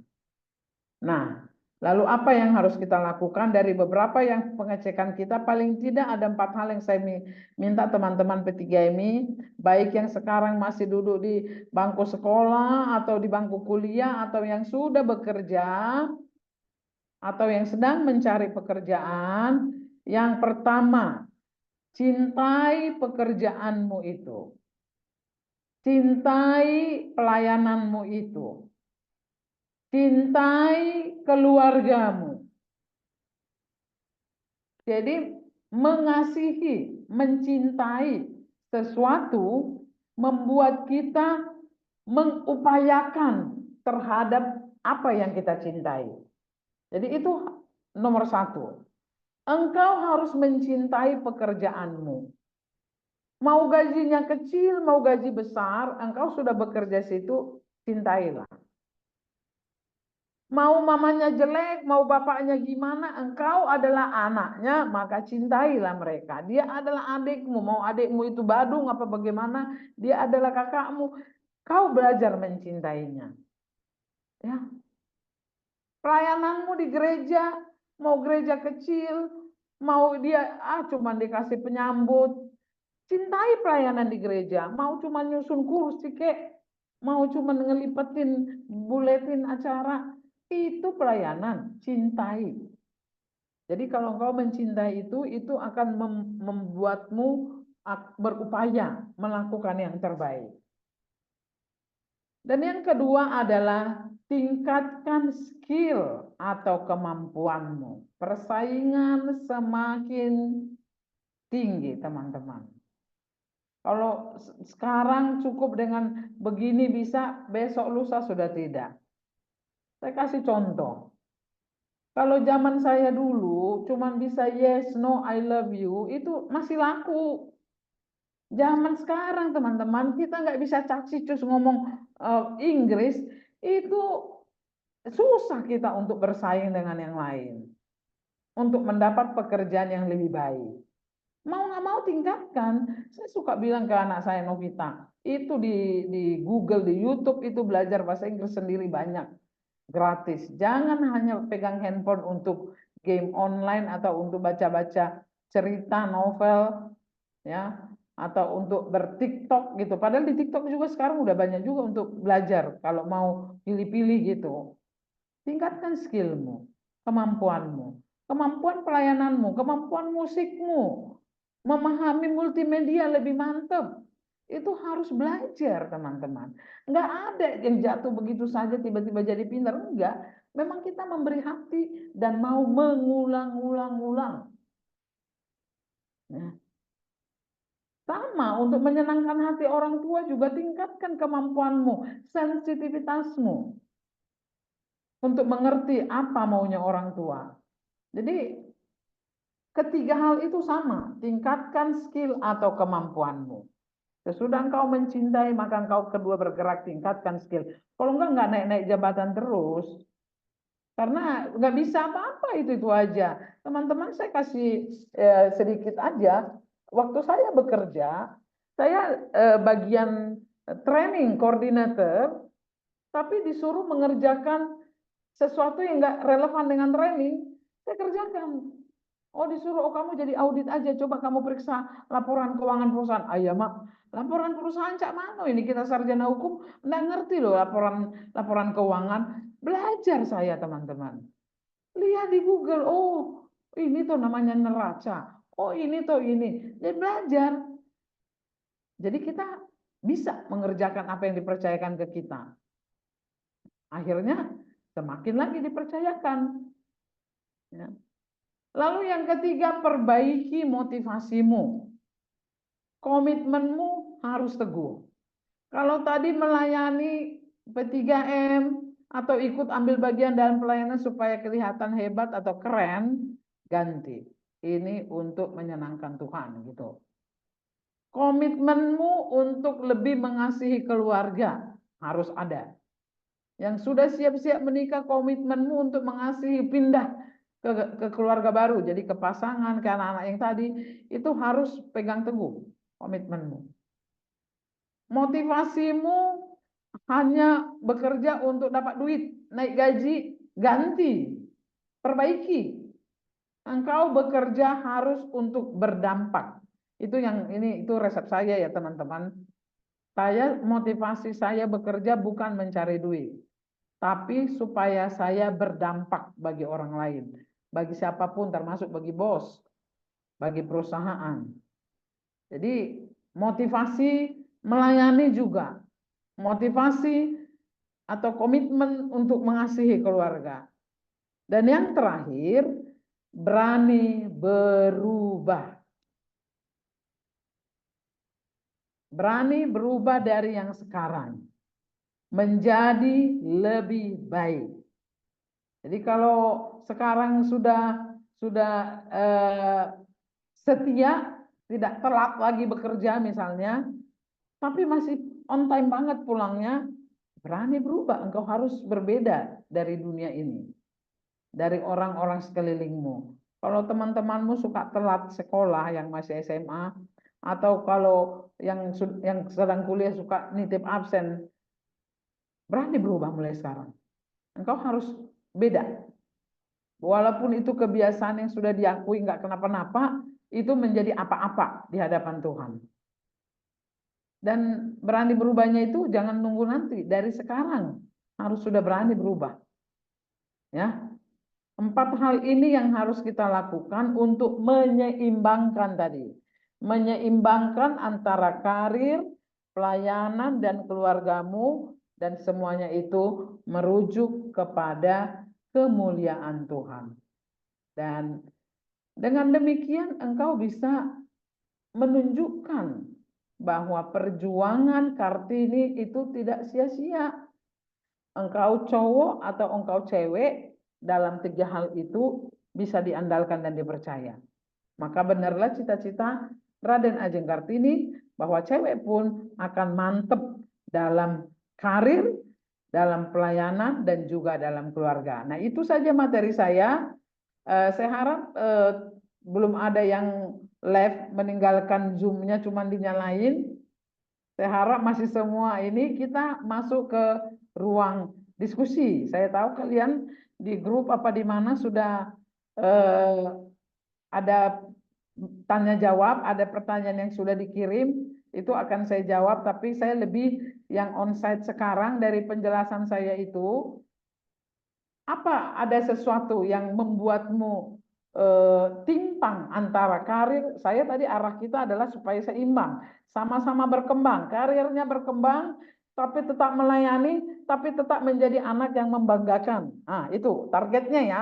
Target kita malam ini harus seperti itu. Karirmu atau pekerjaanmu berkembang, lalu pelayananmu juga menyenangkan hati Tuhan, tapi engkau tetap menjadi anak yang membanggakan. Supaya seimbang itu apa problemmu langsung di lapangan, nanti kita bisa diskusikan.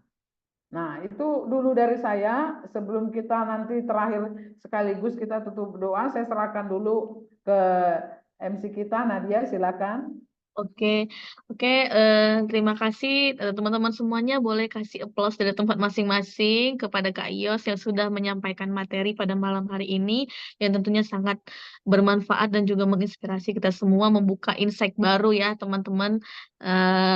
Bagaimana kita bisa hidup menyeimbangkan semuanya melalui karir kita, atau mungkin masih ada yang sekolah ya sekolah kita, pelayanan kita, dan keluarga baik itu kita sebagai anak maupun kita nantinya bisa memiliki peran sebagai ibu atau ayah ataupun juga sebagai istri ataupun suami seperti itu. Nah, teman-teman boleh dipersiapkan pertanyaannya, dan sebagai info bagi kita semuanya dan kepada Kak Ius juga, supaya nanti kita maksimalkan di jam 9 kita sudah selesai. Nah, jadi memang sudah ada pertanyaan yang kami siapkan, tapi kami lebih mengutamakan pertanyaan teman-teman karena mungkin ada hal-hal yang ingin ditanyakan, ada yang meragukan atau ada sesuatu yang mengganggu, boleh ditanyakan langsung. Nah, teman-teman semuanya, sebelum kita masuk dalam sesi tanya jawab ini, eh, semuanya saya minta untuk open kamera, open cam dulu. Kita mau foto bersama terlebih dahulu, mumpung masih fresh. Tapi nanti, ya mumpung masih fresh semuanya, yuk semua dirapi-rapiin.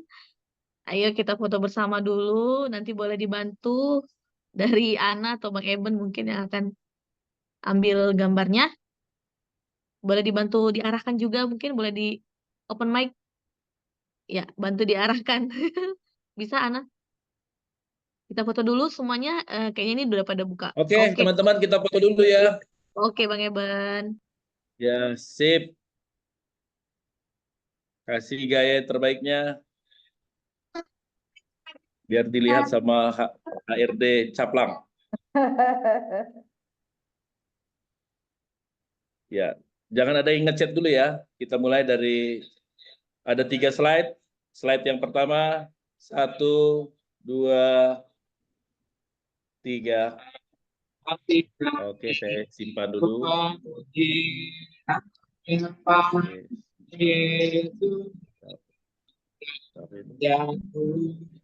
Slide yang kedua. 1, 2. Iren, senyum Ren. Ini slide-mu Ren.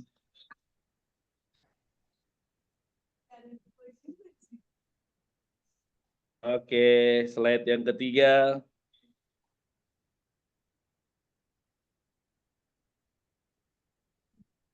Mana tuh ya?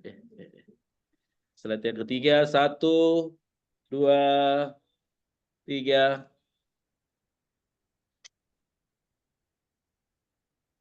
Thank you. Oke, terima kasih Bang Eben. Nah, oke. Sekarang teman-teman boleh secara cepat ya, boleh melalui chat atau juga open mic, bisa raise hand. Ya, ini raise hand ini yang pertama dari P3 Gaming Sidoarjo Lampung. Apakah memang ingin bertanya? Boleh, silakan.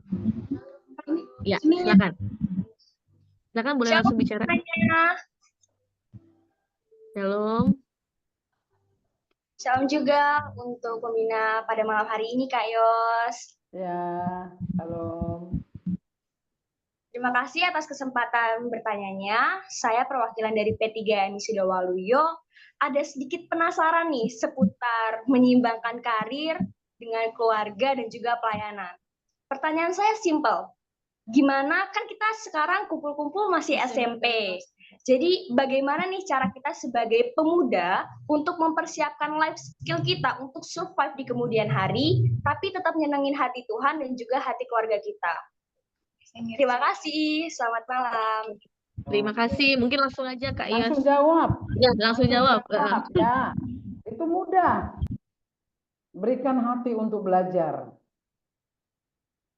Belajar dengan cara apapun, termasuk dengan memakai teknologi yang ada. yang ada di tanganmu itu loh.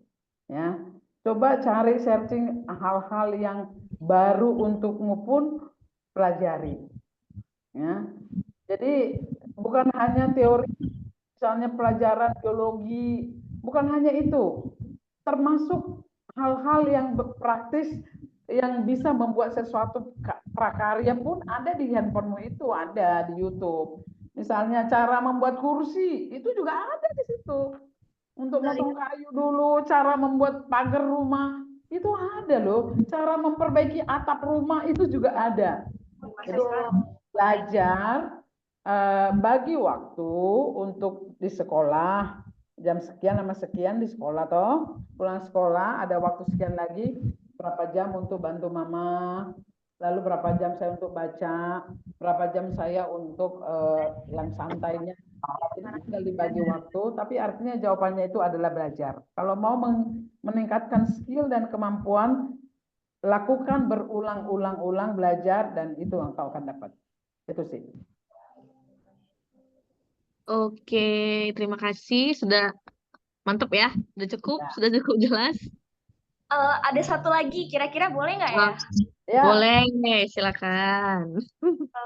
Saya Langsung tertarik aja. dengan biografi dari Kak Yos. Kira-kira untuk masa sekarang, skill apa sih yang lagi tren untuk kita lakukan untuk menghadapi era modern saat ini? Skill yang pertama dan utama tadi saya sudah singgung, bahasa Inggris. Bahasa Inggris menjadi jembatan, jendela untukmu bisa mengintip skill yang lain. Karena kebetulan skill yang lain itu, teknologi yang lain itu ada dalam bahasa Inggris. Engkau tidak akan bisa belajar cara membuat sepeda misalnya, karena cara membuat sepeda itu ada dalam bahasa Inggris. Kalau mau lebih canggih, ada dalam bahasa Inggris, jadi tidak terbatas. Nah, bagaimana engkau membaca dalam bahasa Inggris, memahami buku dalam bahasa Inggris kalau kamu sendiri nggak bisa bahasa Inggris. Jadi skill yang pertama dan utama oleh semua jurusan, semua pekerjaan apapun yang udah bekerja, bahasa Inggris. Ya, Anda ponakan saya dokter nih, udah S2, bahasa Inggrisnya jago, mudah sekali dia ngambil S3. Karena dia udah bahasa Inggrisnya udah canggih gitu. Jadi mumpung ada teman-teman yang masih di SMP, ini nggak tahu anak saya join apa enggak nih ya. Kalau sudah terlalu lama tidak belajar bahasa Inggris itu agak susah karena bahasa Inggris itu praktis. Makin sering makin pinter. Jadi yang masih adik-adik yang masih SMP SMA, waktumu sekarang belajar bahasa Inggris. Dari bahasa Inggris kamu bisa apa saja pun bisa. Itu aja. Jadi yang utama dan ini nggak usah muluk-muluk, bahasa Inggris yang paling diutamakan sekarang. Kerja apapun, sekolah apapun, jurusan apapun, bahasa Inggris kunci. Karena di sana semua ada ilmu dan teknologi yang lain. Itu jawaban saya. Singkatnya ya, Nat. Terima kasih banyak, Kak. Sangat membantu sekali. Ya. Sekarang, Oke, terima kasih. Nat, saya kasih jawab Iya. ini waktu untuk menjawab yang sudah di Oh iya, kalian. boleh. Sedikit kasihan nanti kalau nggak dijawab ya. Ini ada pertanyaannya begini. Ketika memutuskan untuk membina rumah tangga dengan Bapak Bishop, apa yang ada dalam benak Ibu dan apa yang Ibu persiapkan dari dalam diri Ibu karena kedepannya tentu akan menjalani 3 peran sekaligus, yaitu sebagai istri, ibu, gembala, dan wanita karir. Nah ini pertanyaan dari teman-teman P3MI. Jawaban saya adalah apa yang saya harus persiapkan. Sebelum saya menikah, maka yang saya persiapkan adalah komitmen dan doa. Komitmen bukan komitmen saya saja loh ya. Komitmen saya dengan diri saya, kepada orang tua, dan dengan suami. Jadi sebelum menikah, ketika sudah memutuskan, ya kita menikah, maka ada komitmen saya berdua dengan Pak Bishop, waktu itu masih Pak Pendeta Sabam, bahwa komitmennya adalah, saya harus tetap bekerja di luar rumah. Ya, itu komitmen. Jadi makanya saya senang ini P3MI cowok-cowok juga ikut. Komitmen harus dibuat karena ini untuk lebih mengarah ke keluarga kan. Komitmen harus dibuat antara berdua. Jadi itu kan komitmen saya dengan bapak saya bahwa saya walaupun menikah dengan pendeta, saya akan tetap kerja. Nah, itu saya harus bicarakan dulu dengan pasangan saya. Dan sesudah itulah baru didoakan, Tuhan, aku mau kerja. Ya. Komitmen itu yang mendorong saya jadi minta sama Tuhan. Aku mau kerja juga. Tapi ini aku mau jadinya istri pendeta nih. Cak mano ini Tuhan. Biasanya istri pendeta itu katanya nggak ada cerita kerja di luar rumah. Tapi ini kok saya jadinya harus di luar rumah pengennya. Cak mano Tuhan. Tuhan buka jalan. Aku dapat kerja di luar kalau memang Tuhan mau aku kerja di luar. Kalau enggak tutup pintu semua. Saya nggak dapat pekerjaan. Biar sampai nangis Bombay juga nggak ada pintu yang terbuka kalau memang Tuhan nggak berkenan saya bekerja. Jadi sederhana aja. Saya cuma minta tanda itu aja dari Tuhan. Kalau Tuhan berkenan aku kerja di rumah, di luar rumah, buka pintunya. Aku dapat pekerjaan dan memang dapat pekerjaan. Jadi komitmen dan doa itu yang saya persiapkan ya. Komitmen dengan pasangan terutama ya. Jadi sebelum menikah nanti Nadia dikomitmenin dulu nih dengan Tommy. Siapa yang ini kalau nanti saya pindah tugas ke negeri antar berantah, siapa yang ikut, siapa yang ini, itu dikomitmenin lah. Yang kedua, saat sudah diberi Tuhan anak di tengah keluarga, ya tadi saya di CV saya ada anak 2 ya, tentu peran ibu bertambah lagi sebagai seorang ibu bagi anak-anak. Bagaimana cara ibu memanage waktu dan tugas sehingga peran sebagai ibu, istri, ibu gembala, wanita karir tetap bisa berjalan beriringan? Nah, ini pertanyaan yang memang tadi saya juga bingung juga. Tapi salah satu yang saya lakukan teman-teman, yang pertama membuat jadwal nih dan mendiskusikan dengan pasangan. Kenapa harus didiskusikan dengan pasangan? Karena kerjasama dengan pasangan adalah kunci penting. Jadi perempuan dalam keluarga tanpa dukungan suami ya, halo cowok-cowok, kalau engkau mau berkembang, istrimu berkembang, ada di tanganmu. Kalau engkau mau istrimu itu enggak bisa ngapa-ngapain, ada di tanganmu. Jadi dukungan suami menjadi kunci penting.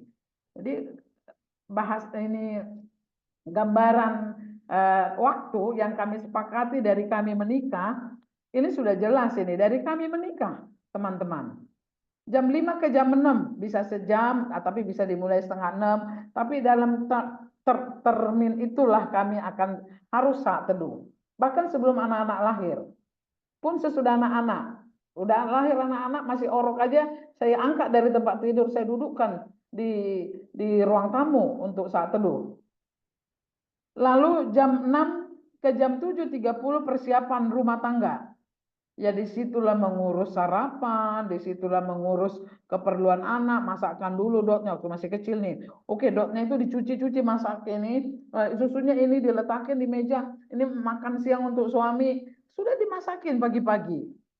Karena saya 7.30 itu pasti di kantor sampai setengah 7. Itu kantor. Waktu makan malam pulang kantor itu kenapa saya selalu berkomitmen komitmen bahwa setengah 7 itu harus nyampe di rumah. Jadi kalau ada pekerjaan yang tidak mendukung untuk ini ya saya resign. Okay? Ya. Nah ini salah satu. Ini adalah komitmen bersama suami yang diskusikan. Ya, teman-teman, itu tadi untuk menjawab pertanyaan bagaimana cara memanage waktu. Ya disepakati aja dengan suami. Tanpa dukungan suami nggak bisa ya. Ini kalau Pak Bisop itu sangat mendukung nomor 1 itu. Bisa Ibu ceritakan titik terendah yang pernah Ibu alami ketika menjalani semua peran tersebut dan bagaimana Ibu bisa bangkit kembali? Ada titik terendah, tentu ada. Ada masa-masa frustrasi, tentu ada teman-teman. Salah satu ini di sekitar tahun 2000 ya kalau enggak salah, saya mulai mengasihani diri. Oh, bukan 2000, iya 2000 ya. Waktu itu Bapak masih status mahasiswa ngambil S2. Adik saya meninggal dunia. Kami pulang ke Medan. Sampai di Medan, mantan jemaatnya undang dia makan. Dia maksa saya ikut. Saya bilang, enggak lah, saya baru kehilangan adik. Saya sedih sekali, saya nggak mau ikut. Nah, tapi kamu istri pendeta. Oh, jadi kenapa kalau istri pendeta harus ngikut? Lalu peranglah, pecahlah Iran dan Irak. Perang, benar-benar. Hanya urusan sepele gitu loh. Makan malam loh. Oh, tapi ini mantan jemaat ini dekat dengan saya. Diundangnya suami istri. Ya, tapi saya tidak mau. Saya lagi berduka. Ributlah dengan pasangan. Putuslah hubungan dengan Tuhan. Udah pasti tuh. Putus hubungan dengan anggota keluarga. Ada ipar saya yang tinggal dengan saya, dengan ponakan saya, dan nanti saya usir dari rumah, teman-teman. Jadi kalau berantem dengan pasangan, hati-hati ya, yang mau siap-siap menikah, bisa berdampak kemana-mana gitu. Saya usir, udah deh, kalian nggak usah ikut-ikut saya lagi. Saya udah nggak suka nih ngelihat si pendeta Sabam Tobing ini gitu. Oh, udah yang nyari duit saya gitu kan, penghasilan saya lebih banyak gitu. Dia penghasilannya nggak ada, gaji pokok doang dari kantor pusat, ya. Nah, kesombongan pribadi udah menguasai. Saya meninggalkan Tuhan, benar-benar. Putus hubungan dengan Tuhan, nggak ada cerita berdoa, nggak ada cerita ke gereja. Ada saksinya loh. Ini hari ini nggak ada teman-teman P3MI Damai Sejahtera ya, nggak ada ya. Ini kejadiannya kita masih bergerejanya di GMI Damai Sejahtera di Jakarta. Gimana bangkitnya? Teman-teman, P3MI yang membangkitkan saya, percaya apa tidak? Kenapa saya sayang banget sama P3MI? Ya ini alasannya salah satunya. Jadi adik-adik rohani saya, P3MI Damai Sejahtera, dipimpin oleh Pendeta Samgar, ya, orangnya ada semua ini. Ini enggak ece-ecean ini.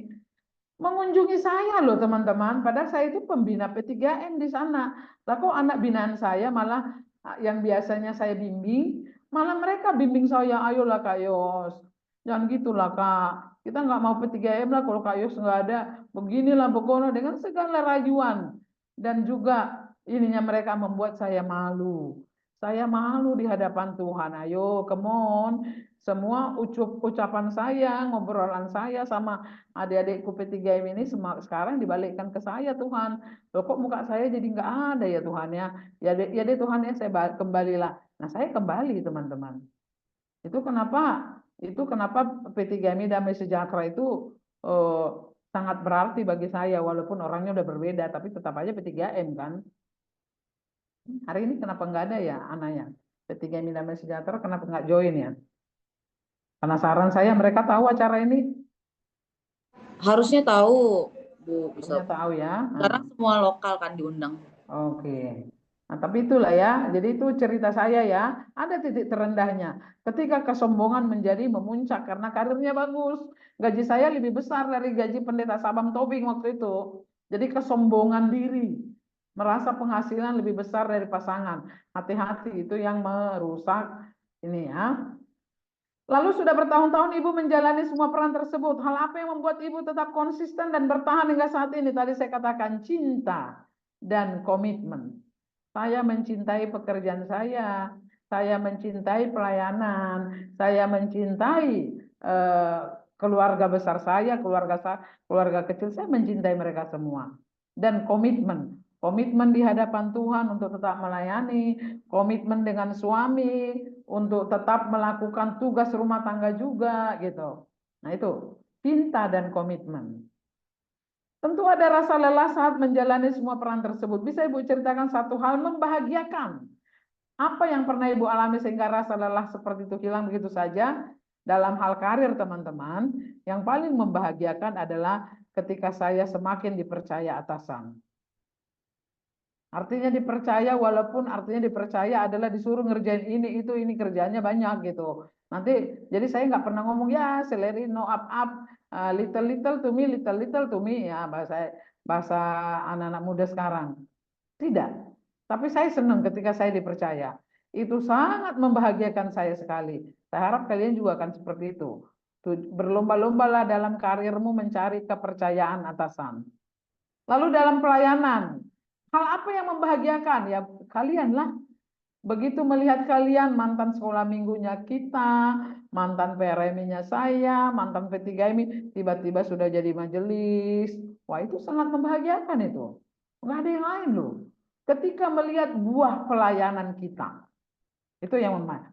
Lalu dalam keluarga, ketika melihat suami dulu ya, pasangan bangga dengan saya, anak-anak bertumbuh dalam Tuhan, dan keluarga besar bahagia karena dampak dari kehidupanku. Nah, itu hal-hal yang membahagiakan. Ya, yang untuk yang menanyakan ya. Pertanyaan terakhir nomor 6. Apa pesan ibu bagi setiap wanita muda? Buat bapak-bapak, bukan bapak-bapak, anak muda juga ya, bukan wanita doang ya. Buat laki-laki yang nantinya akan membina rumah tangga juga.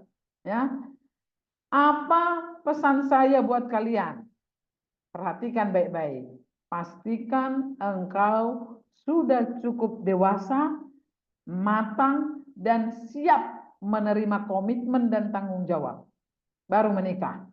Bukan soal umur ya, bukan soal umur. Ada umur udah tua tapi tidak dewasa, tidak matang dan tidak siap dengan tanggung jawab.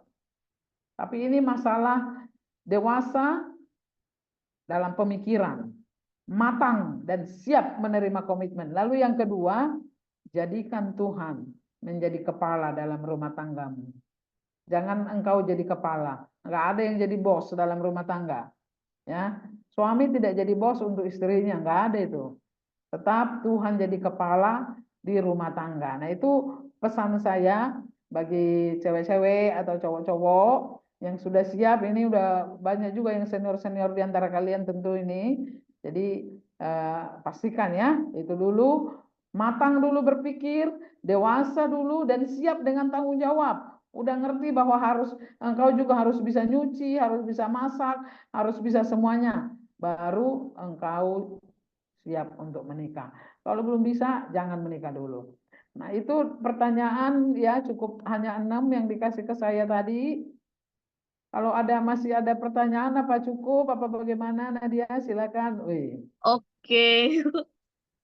Oke, terima kasih untuk Kak Yos sudah menjawab beberapa pertanyaan kami yang memang kami juga penasaran gitu ya, bagaimana Kak Yos menjalani setelah bertahun-tahun gitu kan sebagai wanita karir, sebagai ibu, sebagai istri, sebagai ibu gembala juga, ibu bishop, sekarang ibu bishop gitu ya. Mungkin kita cukupkan sampai di sini pertemuan kita pada malam hari ini. Terima kasih untuk atensinya, untuk juga teman-teman semua yang sudah mengikuti dari awal hingga akhir. Kita sudah mendengarkan berbagai hal, berbagai wawasan, dan juga hal-hal baik yang bisa kita pakai nanti untuk kedepannya sebagai kita anak-anak muda, tidak hanya untuk saat ini, tapi juga saat nanti sudah punya rencana untuk berkeluarga seperti itu. Dan biarlah kiranya pelayanan kita, pekerjaan kita maupun sekolah kita, juga keluarga kita diberkati. Begitu juga dengan Kak Yos, di dalam pekerjaan, di dalam pelayanan, di dalam karir, juga diberkati Tuhan selalu. Kami ucapkan sekali lagi terima kasih untuk kesempatannya, dan juga untuk banyak hal yang sudah disampaikan. Kita berikan aplaus lagi sama-sama teman-teman semuanya. Dan mungkin boleh sedikit dari Ana untuk bisa menyapa kita semua, nanti dilanjutkan dengan Bang Eben sekaligus juga membawakan doa penutup. Silakan. Oke, shalom buat teman-teman semua. Halo. Iya, suara saya cukup jelas ya. Terima kasih buat kehadirannya pada malam hari ini dalam Zoominar kita tentang karir, pelayanan, dan keluarga. Memang ini spesial Hari Kartini, bukan untuk kaum wanita, tapi untuk kaum semuanya. Tadi sudah dijabarkan terlalu bagus ya, bagus banget gitu, sampai saya bingung gitu mau bertanya apa, karena semuanya udah dijabarin secara detail gitu ya. Saya berharap Zoominar hari ini tidak berlalu bagi kita yang memang dari bangku sekolah dan juga kuliah, dan bahkan mau berumah tangga nantinya, itu bisa membawa apa materi ini ke dalam kehidupannya gitu ya. Benar, segala sesuatu yang mau kita lakukan, mari kita libatkan Tuhan gitu ya. Terima kasih buat seluruh hamba Tuhan juga yang sudah hadir mendampingi teman-teman P3MI-nya di lokal masing-masing. Luar biasa, terima kasih Bapak Ibu hamba Tuhan di distrik 1 sampai distrik 6. Terima kasih banyak ya buat teman-teman P3MI. Terima kasih banyak, dan spesial terima kasih banyak buat Kak Yos. Saya mau bilang Bu Bishop sampai tua libet kan ya. Jangan ntar saya dipecat ya. Buat Kak Yos, hari ini aja kakak ya. Besok kalau kita ketemu ya Bu ya, panggilnya Ibu lagi. Oke, Kak Yos terima kasih buat materinya. Kiranya Tuhan perlengkapi lebih luar biasa lagi pekerjaannya dan pelayanannya, jadi dampak bagi setiap orang yang ada di sekitar, bahkan jadi ibu yang semakin bijak bagi keluarga. Saya mengidolakan ibu juga kalau dalam pihak berhubungan ini, mantap. Ya itu aja dari aku, terima kasih, Tuhan memberkati kita semua. Amin. Terima kasih. Baik, kita tutup ya. Belum terima kasih, Iya. belum terima kasih, belum terima kasih. Iya, ya sudah, terima kasihnya sudah disampaikan dari Ketua P3GMI. Ya sangat terima kasih ya. Saya juga jadi belibet ini, Bu Bishop. Ya sehat-sehat lah Ibu. Ya khususnya dalam membimbing kami anak-anak muda dan melihat anak-anak muda yang dulu sekolah minggu atau gimana bertumbuh dewasa dalam imannya khususnya.